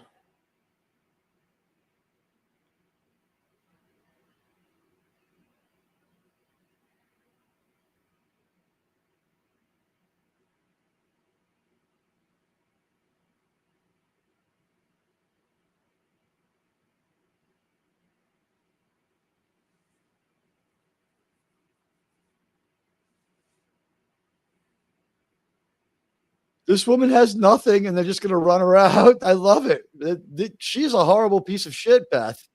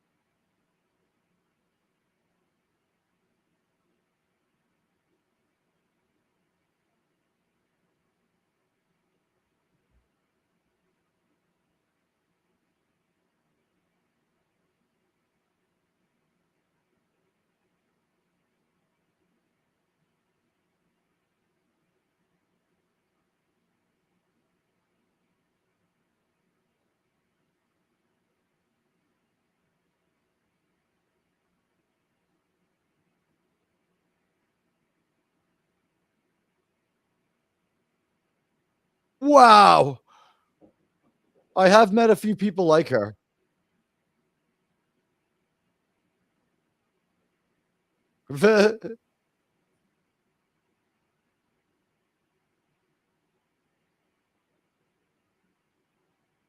I don't think she really meant that.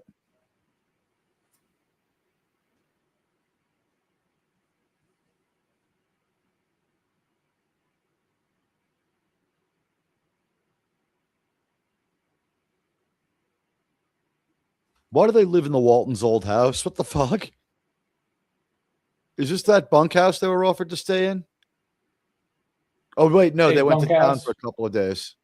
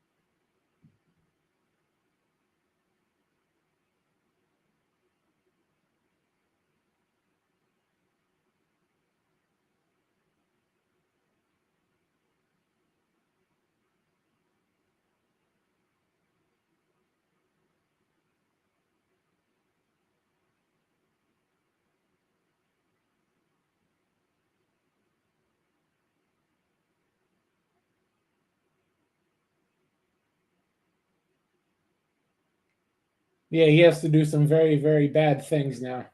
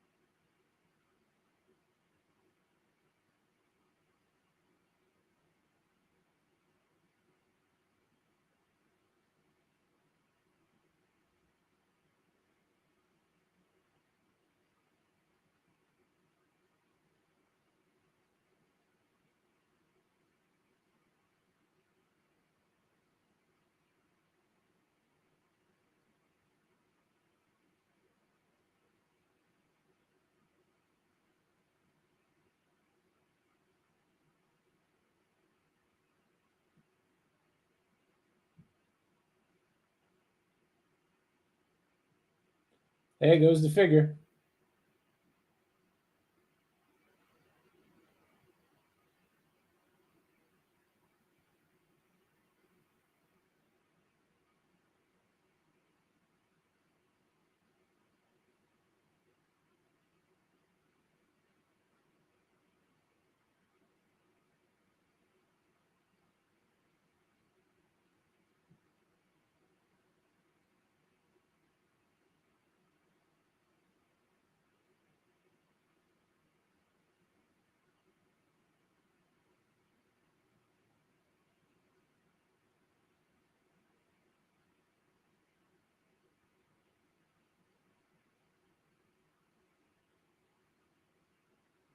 Smart kid. But by the way, Jeremy, I just want to take this moment to extend my condolences to 4 of the 5 Canadian provinces about the loss of their hockey team in the Olympics. Sorry, guys.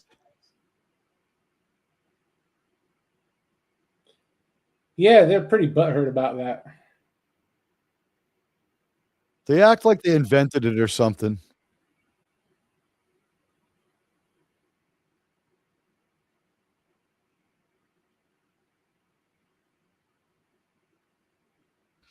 Did they come up with that in America? Is that something they figured out with the Guardians, or does that come over from like the Dutch? The Dutch played hockey, didn't they? I believe it's Norwegian. The Dutch are like 35 miles away by sea, right?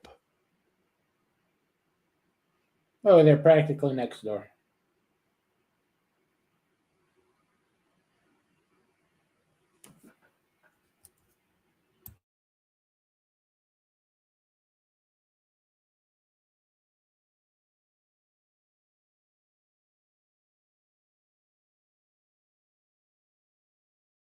What about cricket? Is that just a game that the Brits and the Guardians create together because the original British game was like similar, and there was a couple aspects to it that were the same as the game the natives played? Is that what happened?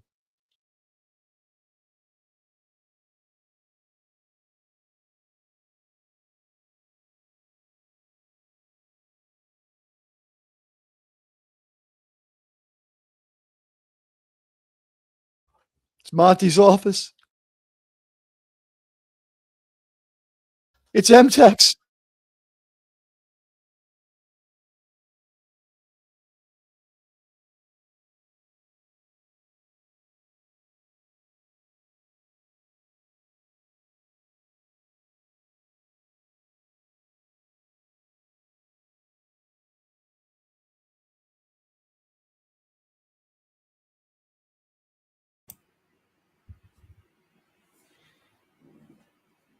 Yep.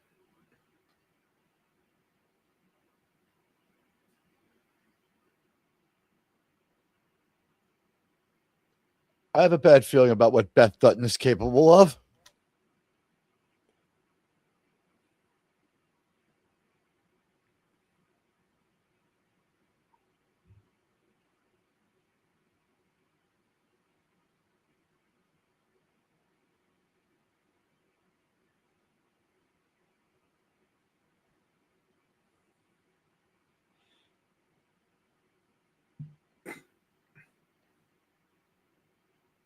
Yeah, I want to make sure someone sees the gunshot.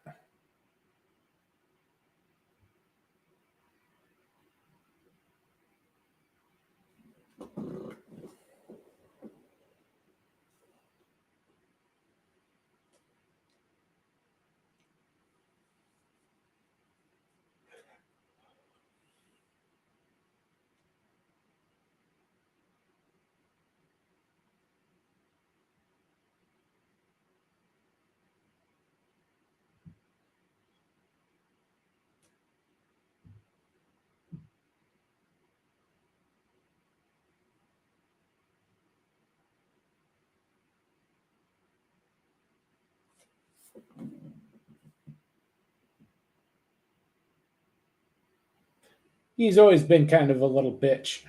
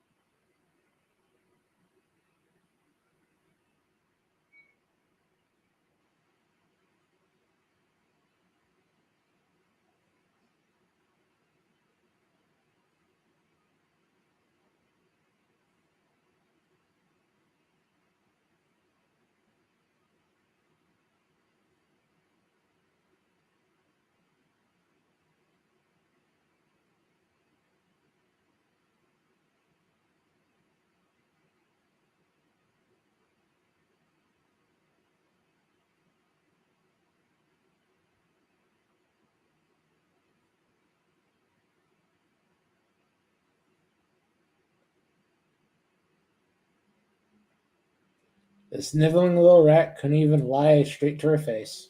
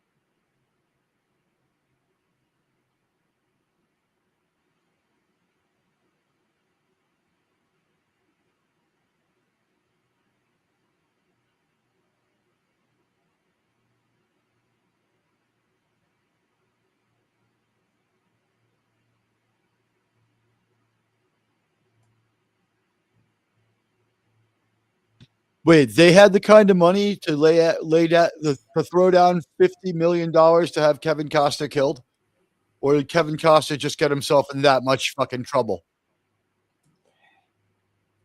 Jamie is the AG of the state, and he is backed by several very large corporations. All right, so this is pocket change for him. Yeah.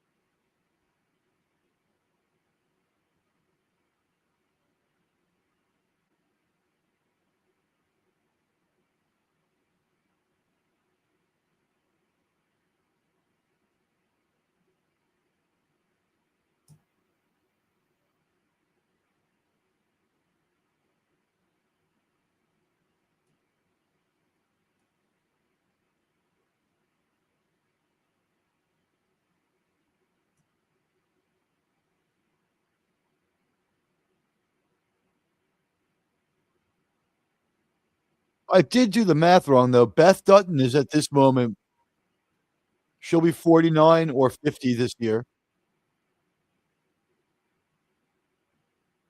She will be 49 this year. Yeah, born 77, so she's up there.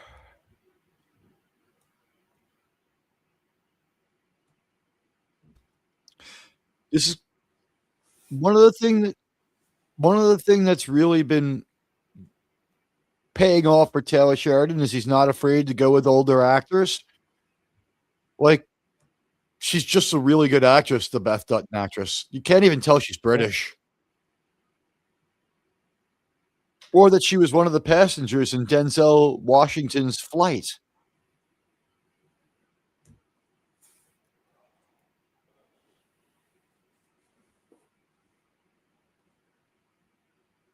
Just real quick, Germ, am I alone in the thought that the real hero of the movie Flight were the drugs and the alcohol? Yeah, might as well be. That movie was glamorization of drugs disguised as a cautionary tale.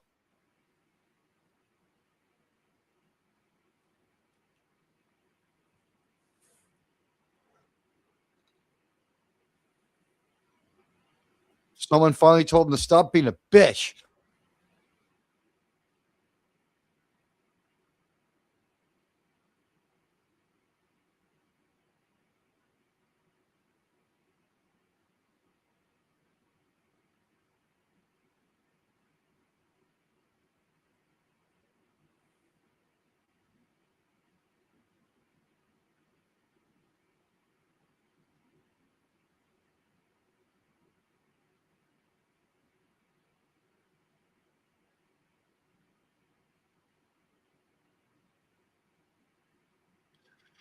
So just a supplicating guy in every way, huh? It would appear so.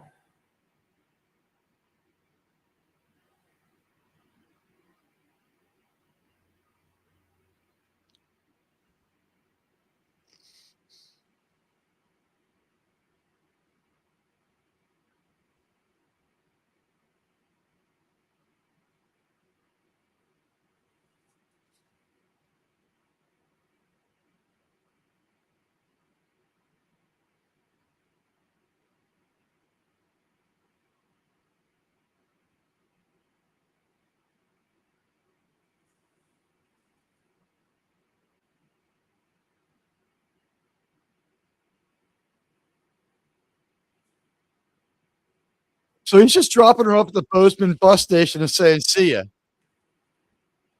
Pretty much.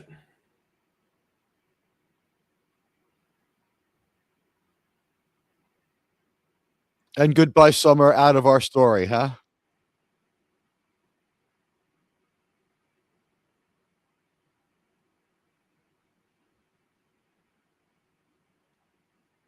Yeah, without John Dutton there, she really doesn't have a role to play anymore. Well, she was his unwitting indentured servant, seems to be the deal.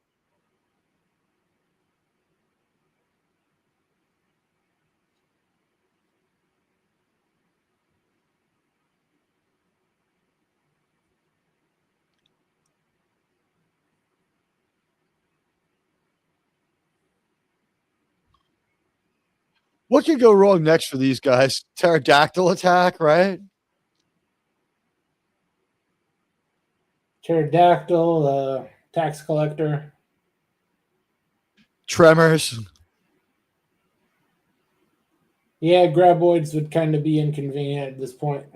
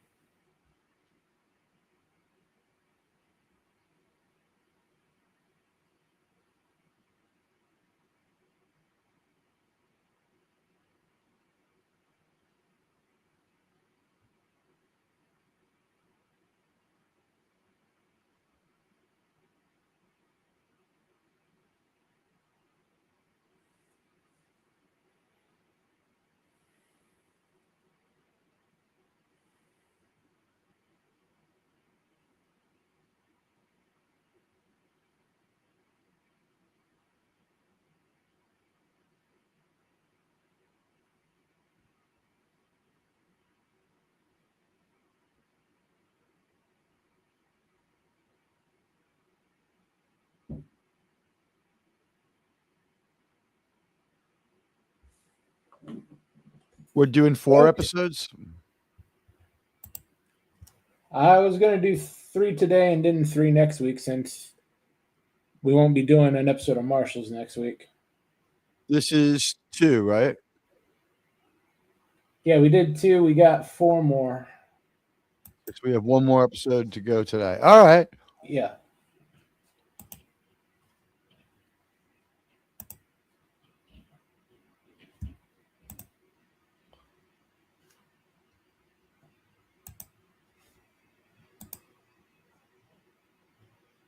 It's so weird that this is gone from all the Taylor Sheridan stuff. I think the MTV production company is just over.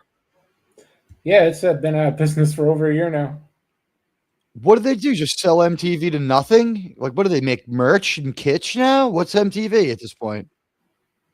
It's nothing now. Got There's dissolved into nothing. other Paramount brands. This is a CBS show. I'm sorry, this is a NBC show. They were just an Yeah, independent production company doing stuff for Sheridan. they were a subdivision of Paramount, Okay. which used That to do the explains a lot. production. But That explains a lot. MTV and VH1 don't exist anymore. I predict that they bring back Home Box Office as a name.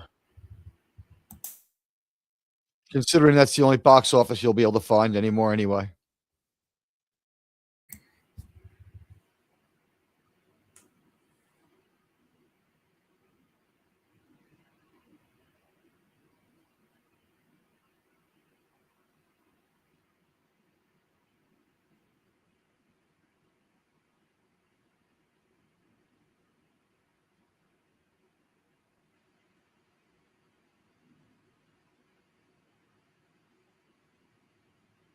We're skipping through time again, aren't we? Yeah. We're not doing a good job of using the slash on her face to tell us where we are either. Something tells me that finishing this show is just a labor of disdain for everyone. What do you think? A little bit, yeah. It's all court mandated. They're all contracted and paid for ahead of time. They're not about to give back money. The show's in arbitration, being pulled in at least 2 different directions.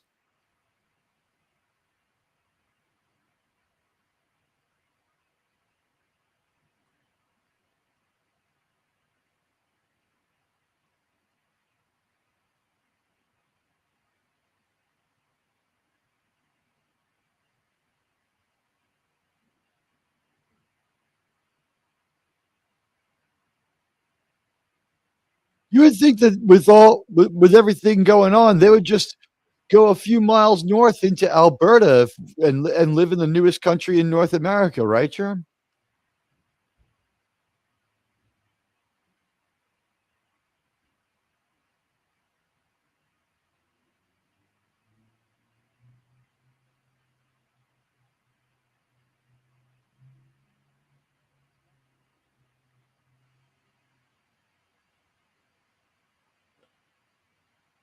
This is a smart kid.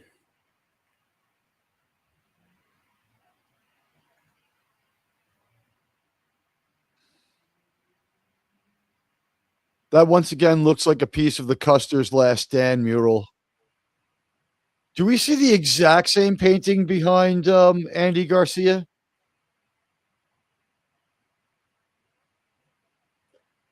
I'm not sure about that one. Or is it Demi Moore's office? You know, what used to be Monty's? We might have.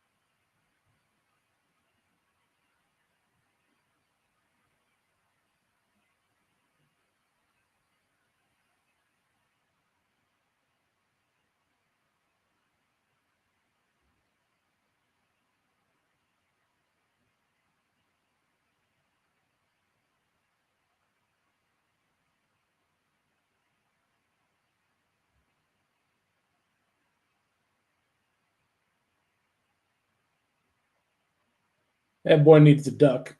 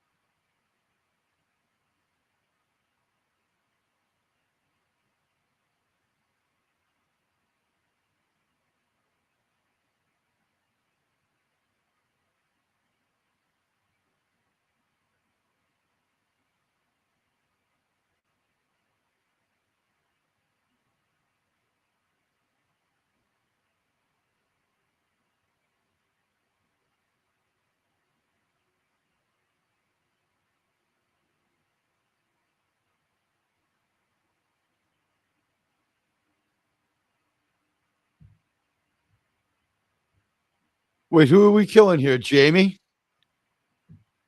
Just wait.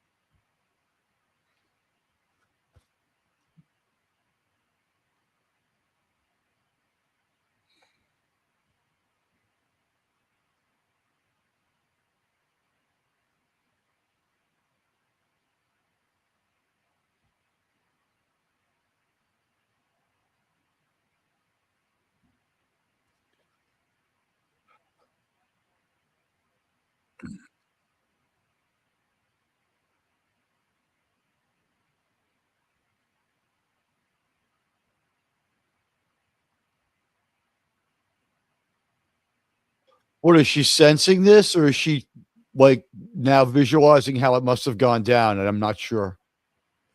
This is back in the past. This is when it actually A couple happened. of days back.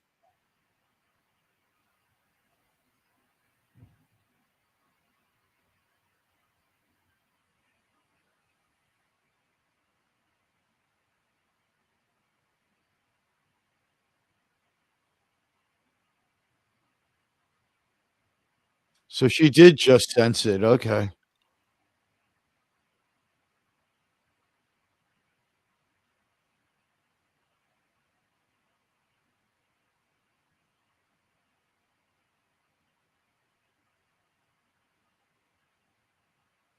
Wait, she didn't go to Texas to get over the fact her father was dead? No, she went to Texas because that's where her husband was. But it's before the death of Kevin Costner. It's happening Yes.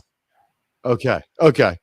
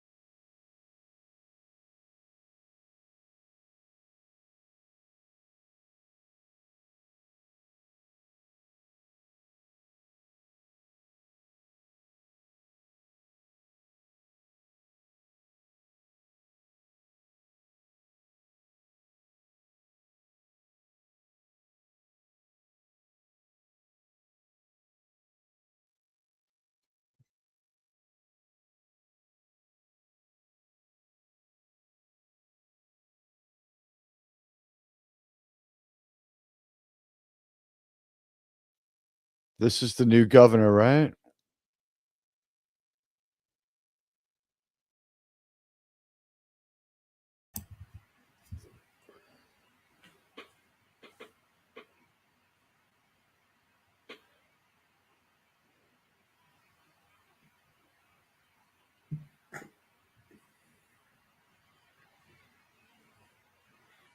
Well, except that second one. Yeah, that would be an accurate. It's still probably a waste of your time, but the blame, that's accurate.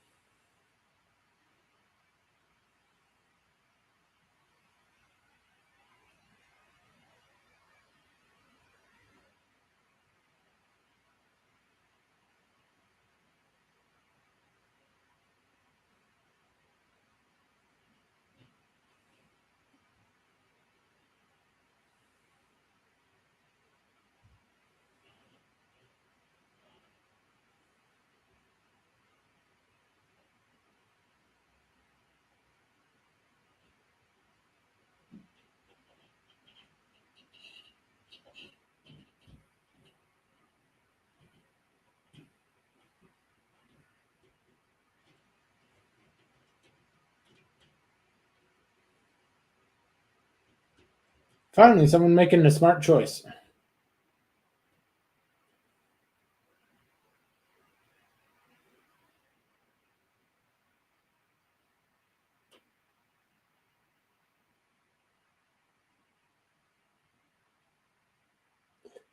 FYI, that senator there was sleeping with John Dutton for basically the entire series.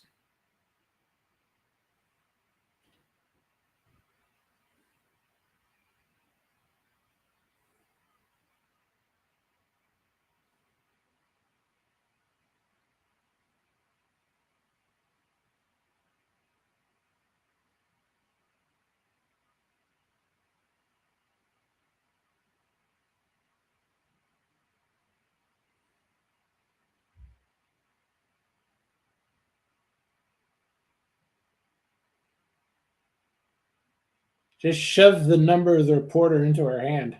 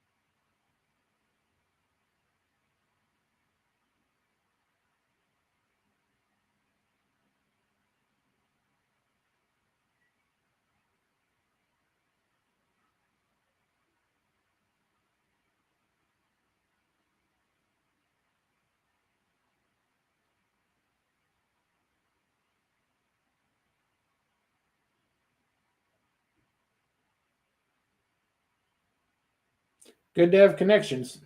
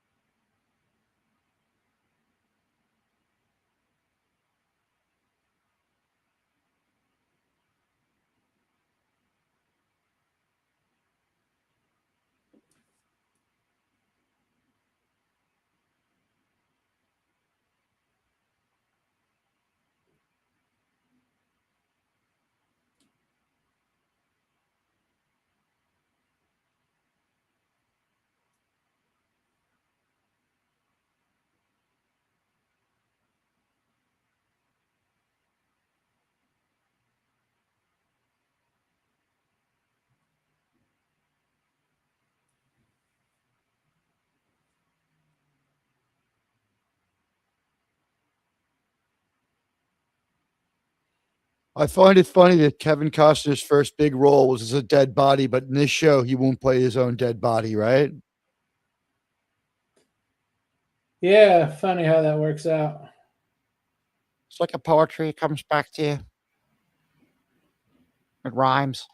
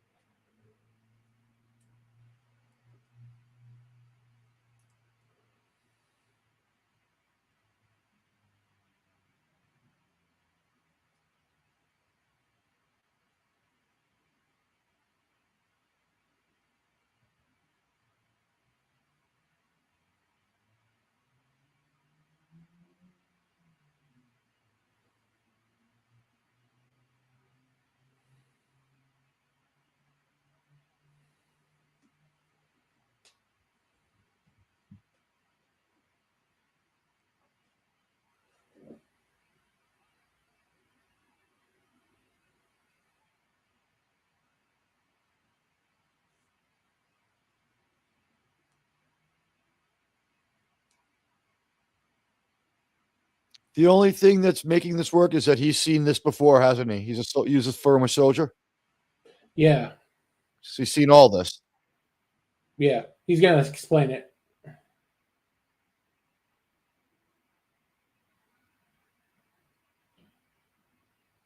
Which is what we saw them do to him.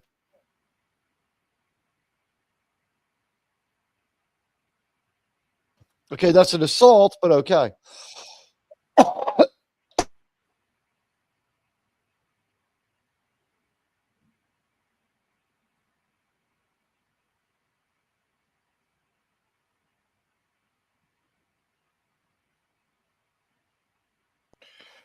By the way, his saying that makes him the number one suspect. Only the fact he's saying it is keeping him from being a suspect.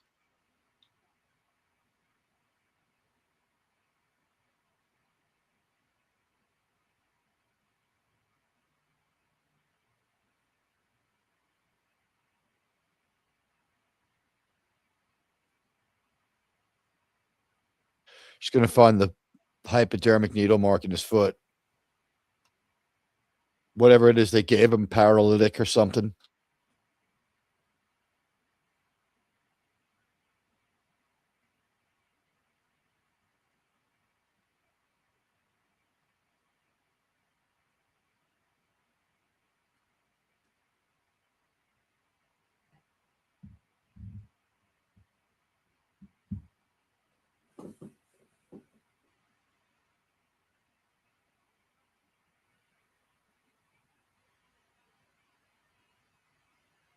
Jerem, why does this feel like what we do on Thursday nights? Well, yeah, carving one dead body up seems to be similar to carving any other dead body up. Yeah, Kevin Costner or Star Trek.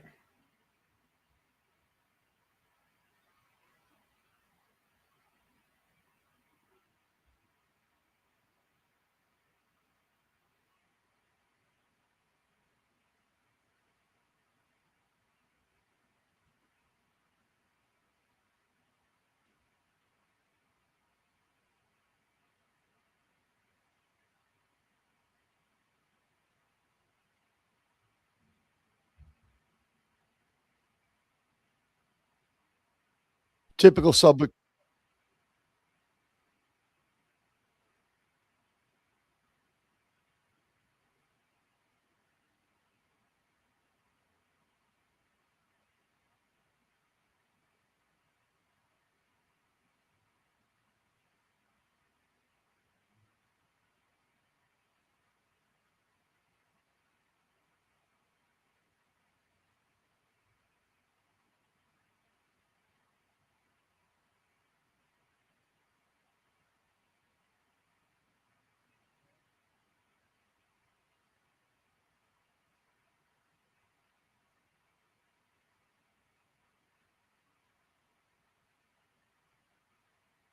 What's with the ticking clock? This has to happen now. Well, they got more time to cover it up that way.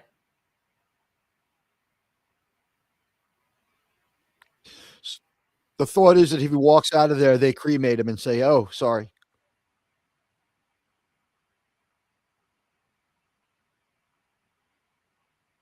He jacked that call at the end, man.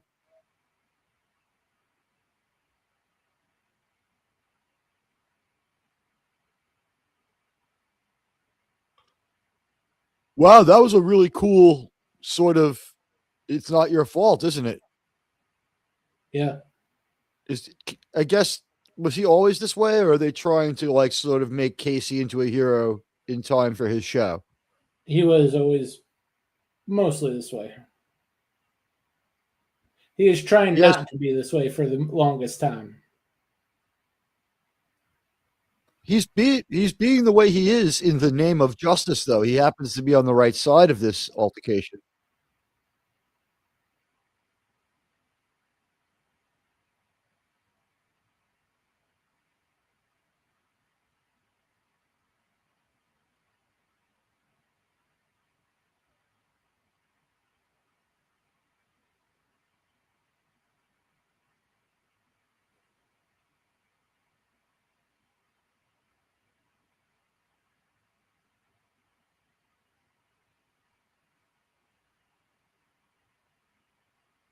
You know what? This isn't the best ending for Yellowstone. I understand why people didn't like it, but it is a really good detective skill origin story, isn't it?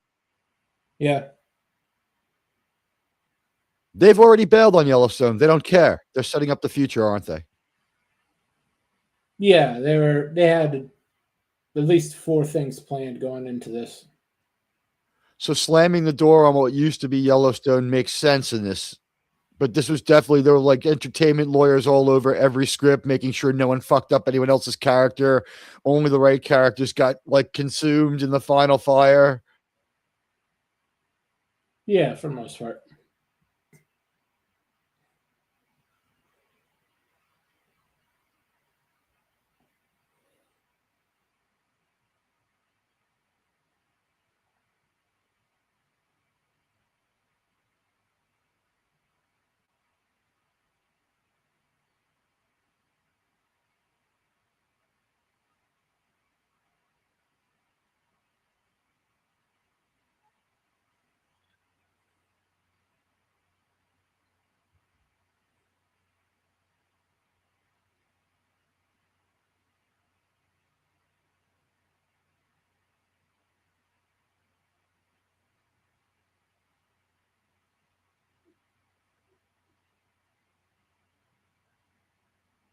This is not just American news. This is global news.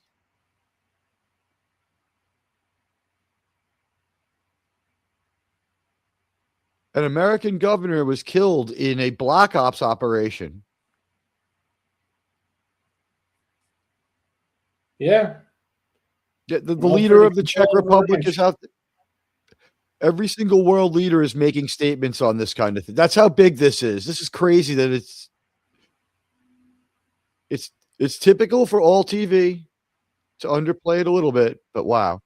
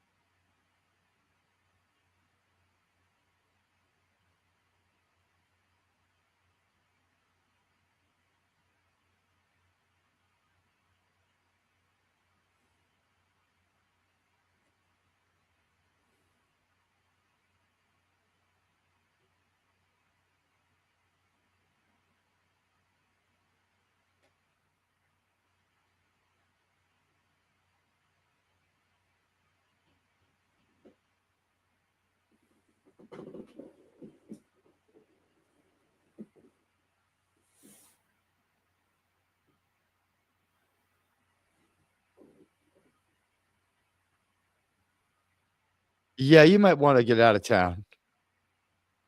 That would be the smart thing to do.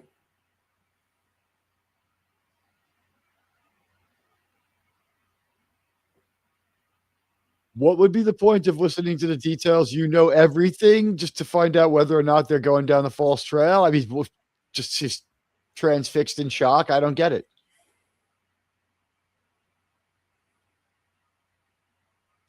What's the deal? Everyone knows this but him.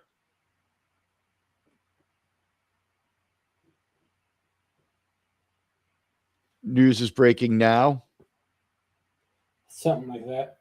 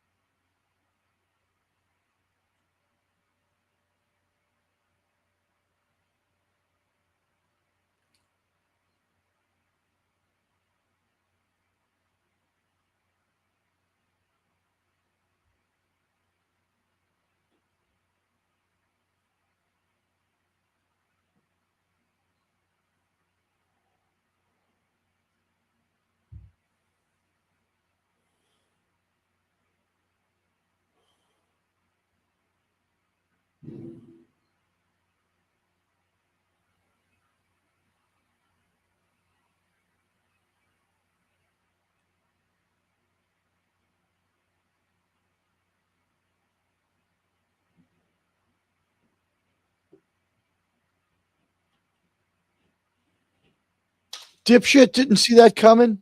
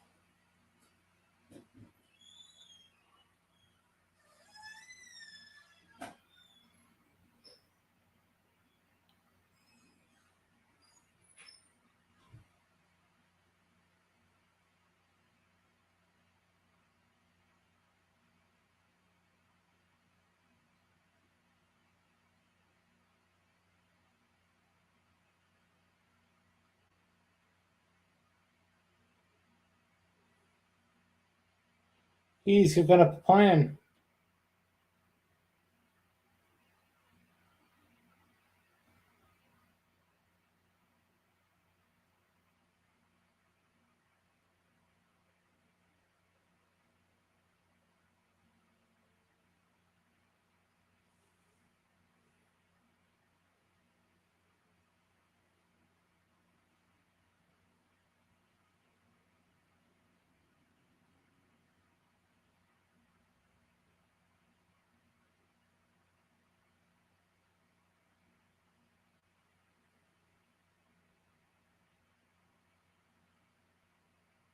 Why do I want this guy to walk into Captain Gaddafi's office and save the Star Trek show? Just be like, "You're fired. You're out of here. This place is closed. Breach the warp core at the end." Yeah, he's an asshole, but he has a good cause. He's based for an asshole, though.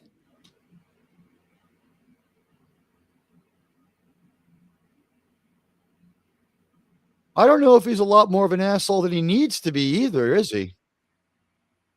He's just the right amount of asshole.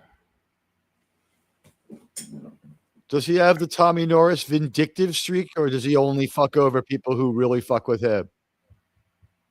A little bit. A little bit Hey, vindictive? Dan. Hey, damn, what's up?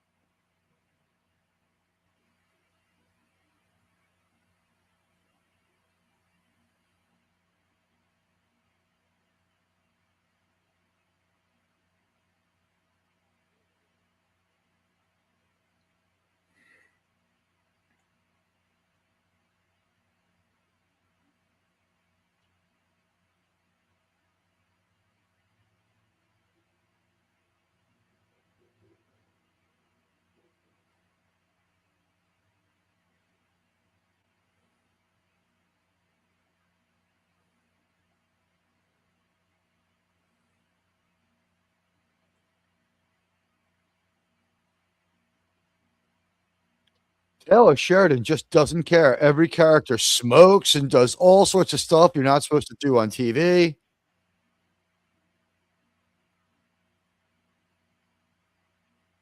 It's weird to see someone breaking the rules and having it work out because we see Kurtzman just breaking rules all day long, but it's different rules, I guess.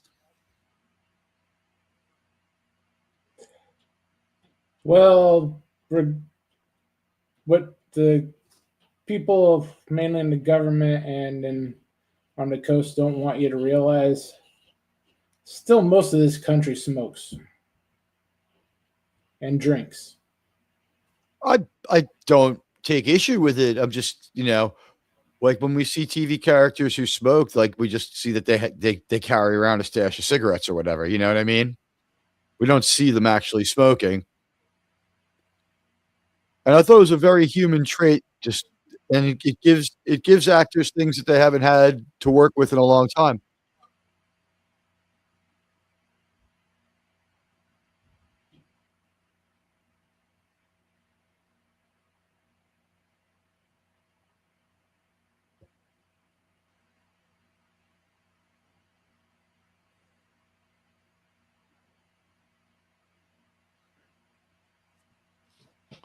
She is one crazy bitch.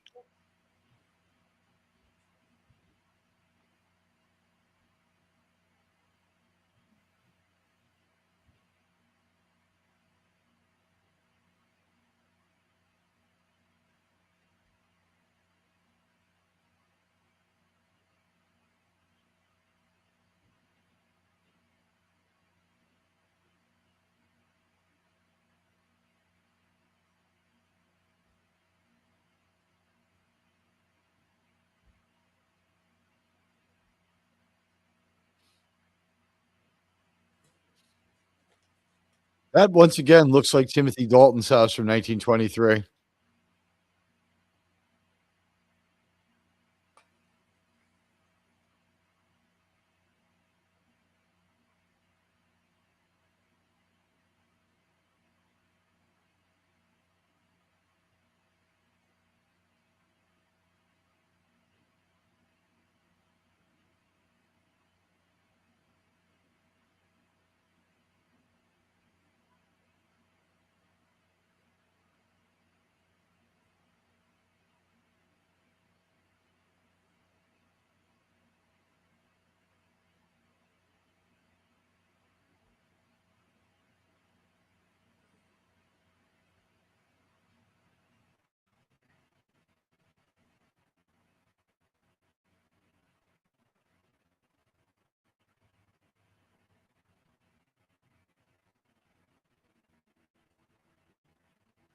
She paid $400 to make one phone call.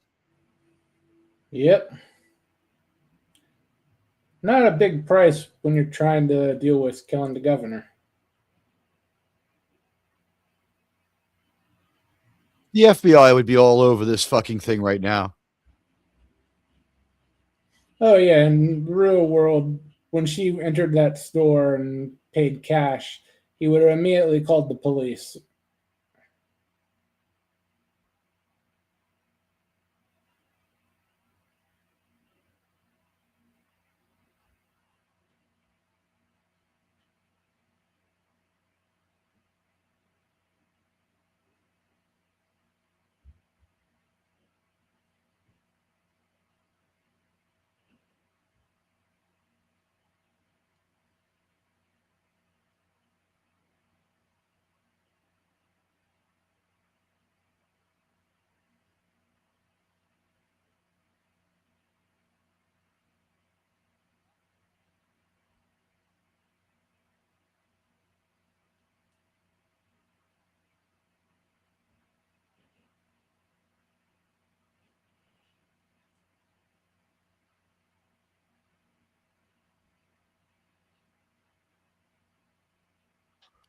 Who was she trying to call? A merc to kill him?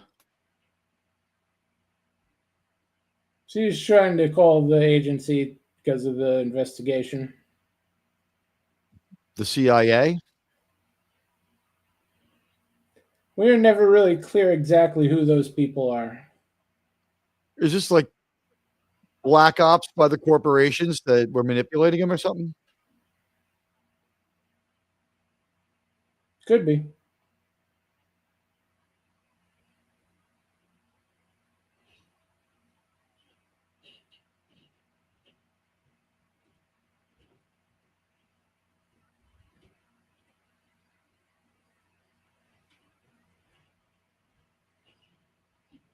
The problem is he knows something that this broad doesn't. Exactly what Casey did in his 20s.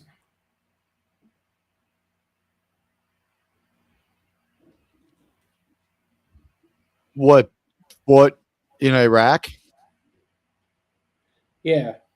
and Jamie Afghanistan? knows exactly what Casey's going to do when he finds out exactly who's responsible.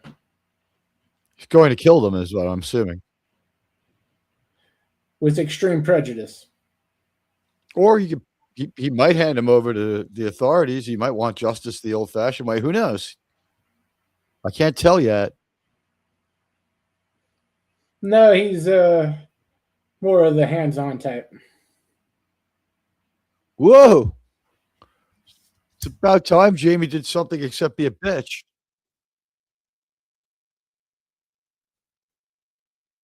Are they married or are they just together? No, they're just fucking. Right. Okay, they're less than together. Yeah.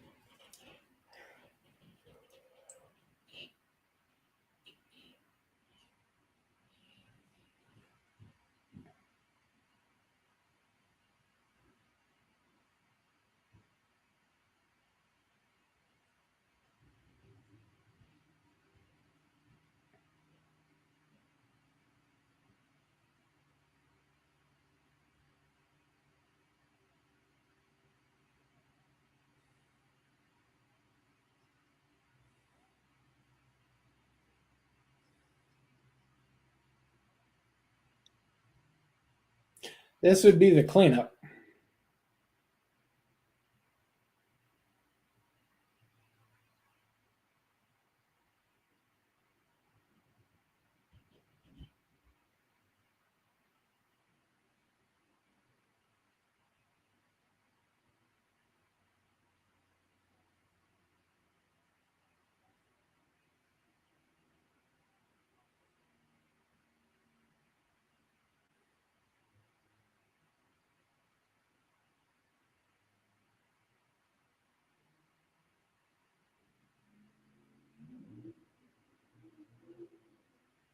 Oh, what? He realized that because she was on the phone with him, he had to call 911. Yeah. That's the only reason he called 911.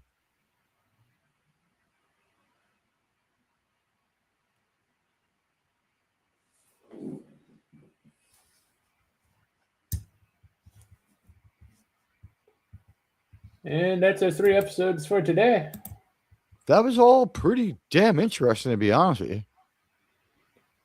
Yeah, that last half of the series, the last season of the series, really made up for some slow times. I had a tough time understanding where we were. This was, you needed to be like a veteran of this show to have any clue where they were. This was about as confusing as Pulp Fiction, but like with your help, I was able to put it together.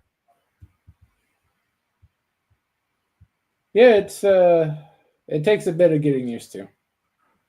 If you had just dropped into this, you would have been about halfway through this before you figured out, okay, the lady with the scratch on her face is the same person in 2 different places at the same time. What the hell's going on? Yeah, it's a bit confusing, but by the time you get to the end of the 6 episodes, it all makes sense. My assumption is that this is the only time they did their story this fucked up. Yeah.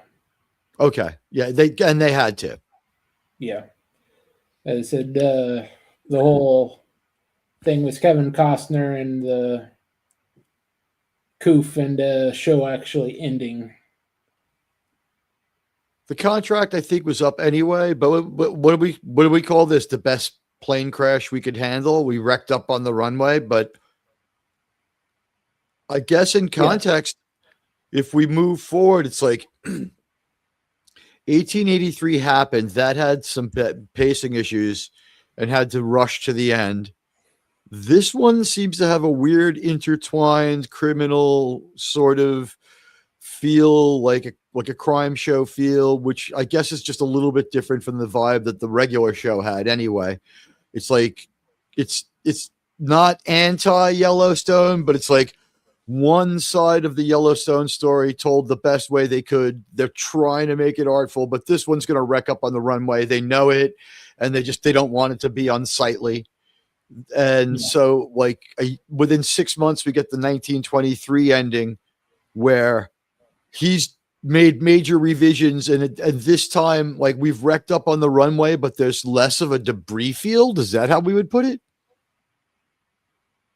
Yeah, it's a good way to put it.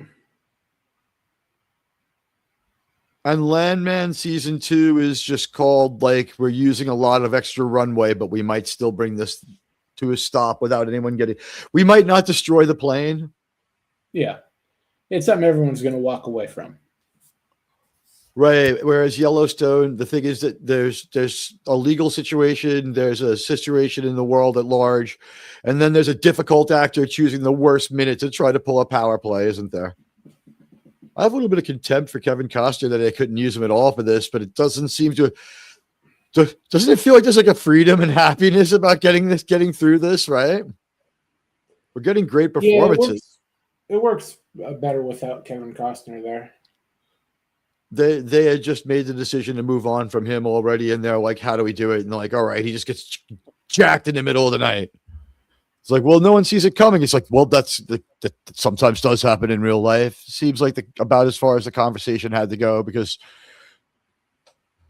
the stories we heard, it wasn't like people were screaming at each other or throwing stuff around. It was just like there was just like such heavy eye rolling, and that he wasn't being accommodating, and it was very frustrating. We didn't hear stuff about like fighting. I at least I didn't. What did you hear about? He was not willing to compromise on his stupid movie idea. Yeah, by the time they were ready to start filming the last part, he was You doing felt production you for his you. movie. I couldn't understand that. You were breaking up. He was in the middle of production on the new movie when they were ready to go, and neither side was either to compromise their timeline. I can almost say that this one might be a wash then, because Costner, nothing's going on. He doesn't know when they're going to start again.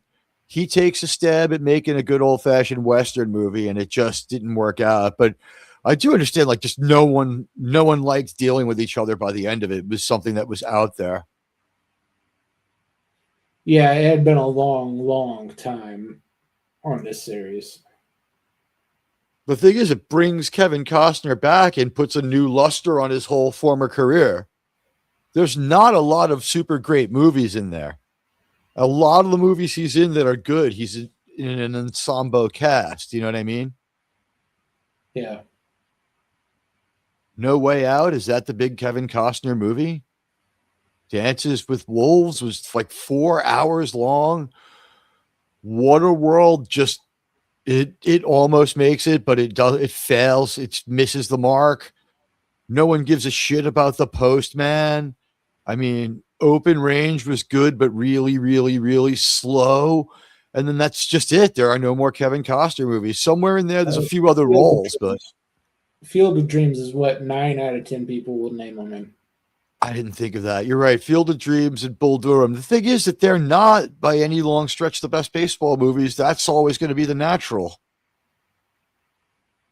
And that has nothing to do with the fact that it takes place in New York. That's most of that movie takes place in the Midwest.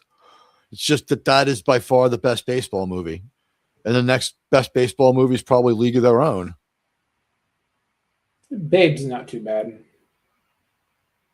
Babe with John Goodman? Yeah.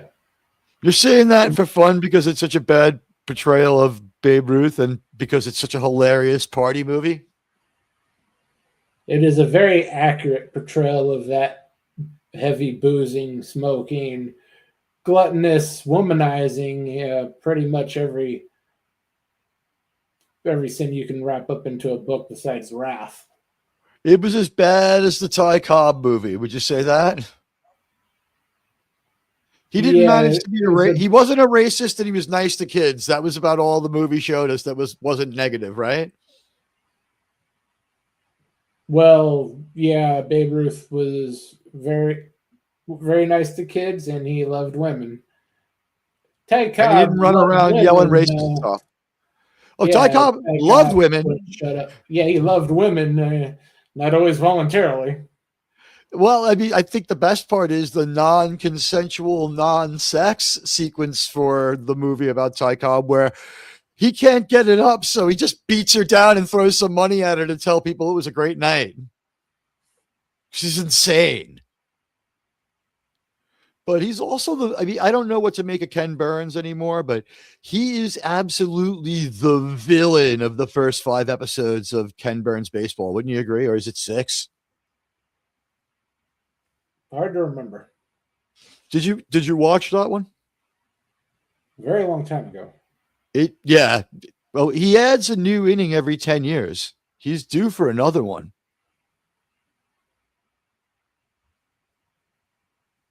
But It's weird.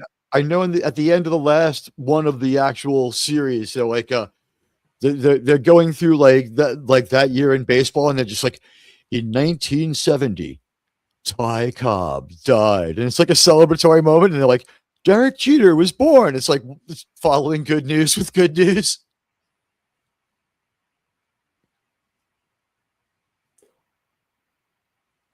yeah, I guess for a Yankees fan, that would be good news.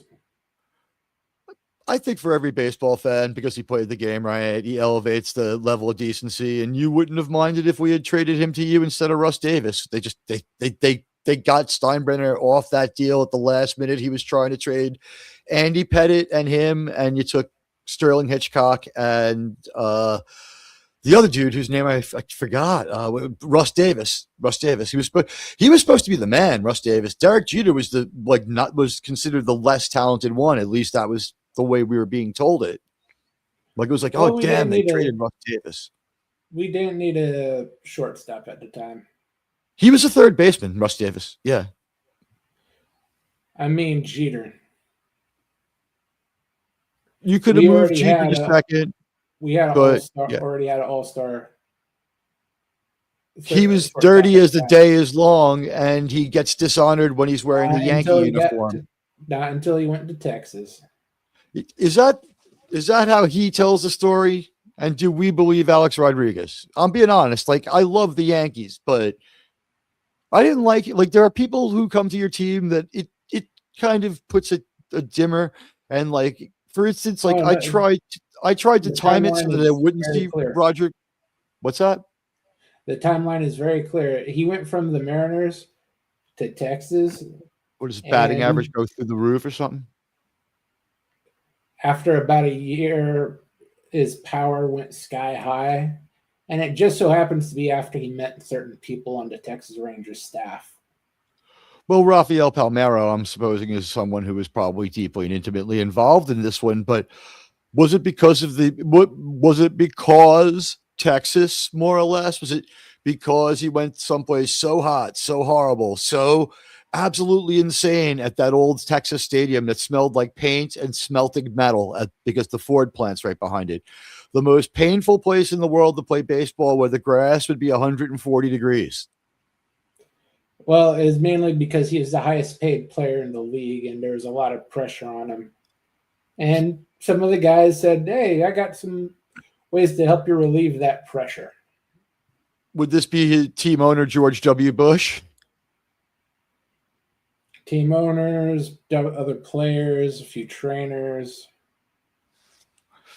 Then he gets traded to New York within 3 years, because even though now he starts producing when he's all juiced up, I guess his payroll made it impossible to put any kind of representative, decent team around him.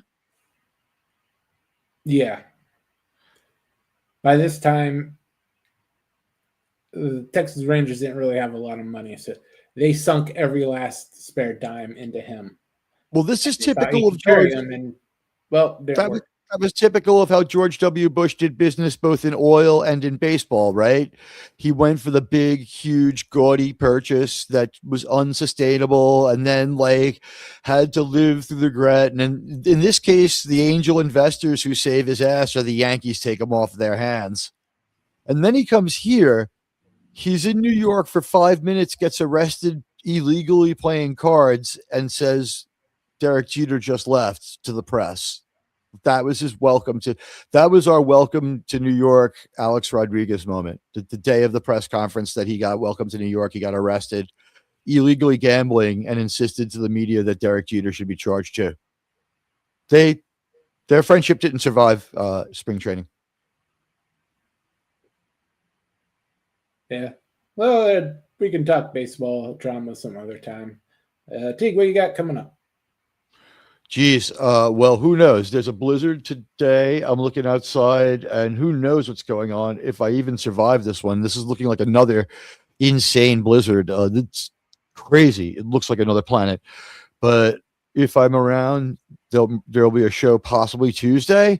And if not, then it's Thursday, new Trek, and I'll opportunistically show up at on Wednesday night and try to do my show then. we'll see.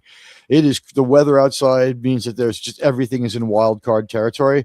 However, I'm going to make a call here. The virility is finally gone from Star Trek Academy. Like, they've reached that point. Like, the laughing and pointing has stopped, and like there's now disinterest. We can only hope. It's too bad for us as far as the virility and the strength of the show goes.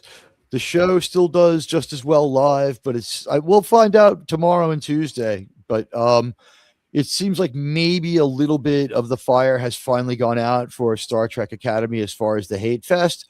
But don't worry, Strange New Worlds, it's on its way. And that's the one we always feel does the most damage to Star Trek. Although Starfleet Academy just giving it a run for his money. It seems like it's all malicious at this point. We'll see. See you Thursday at 9:30 Eastern time. And tomorrow may or may not be able to do Rebirth of Mothra 3. If I can, that will be at 5 o'clock p.m. Pacific time. And then after that, it's New Trek on Thursday. Yeah, we're going to have a light week last week, but yeah, we put in what, like 40 hours in 2 weeks of New Trek analysis. That was a lot of analysis. Oh yeah, that's guys, just think of this how we experienced it. It was 3 episodes of New Trek in the space of 15 days. So it was just like New Trek IQ plummet, slow recovery, New Trek IQ crash, slower recovery, New Trek IQ just sinking into. I have not recovered from that last episode of New Trek. I'm dumber than I've been in a long time. Yeah, but we need to recover from the New Trek. We'll see everyone in the new week. Take care, everybody. We love you all.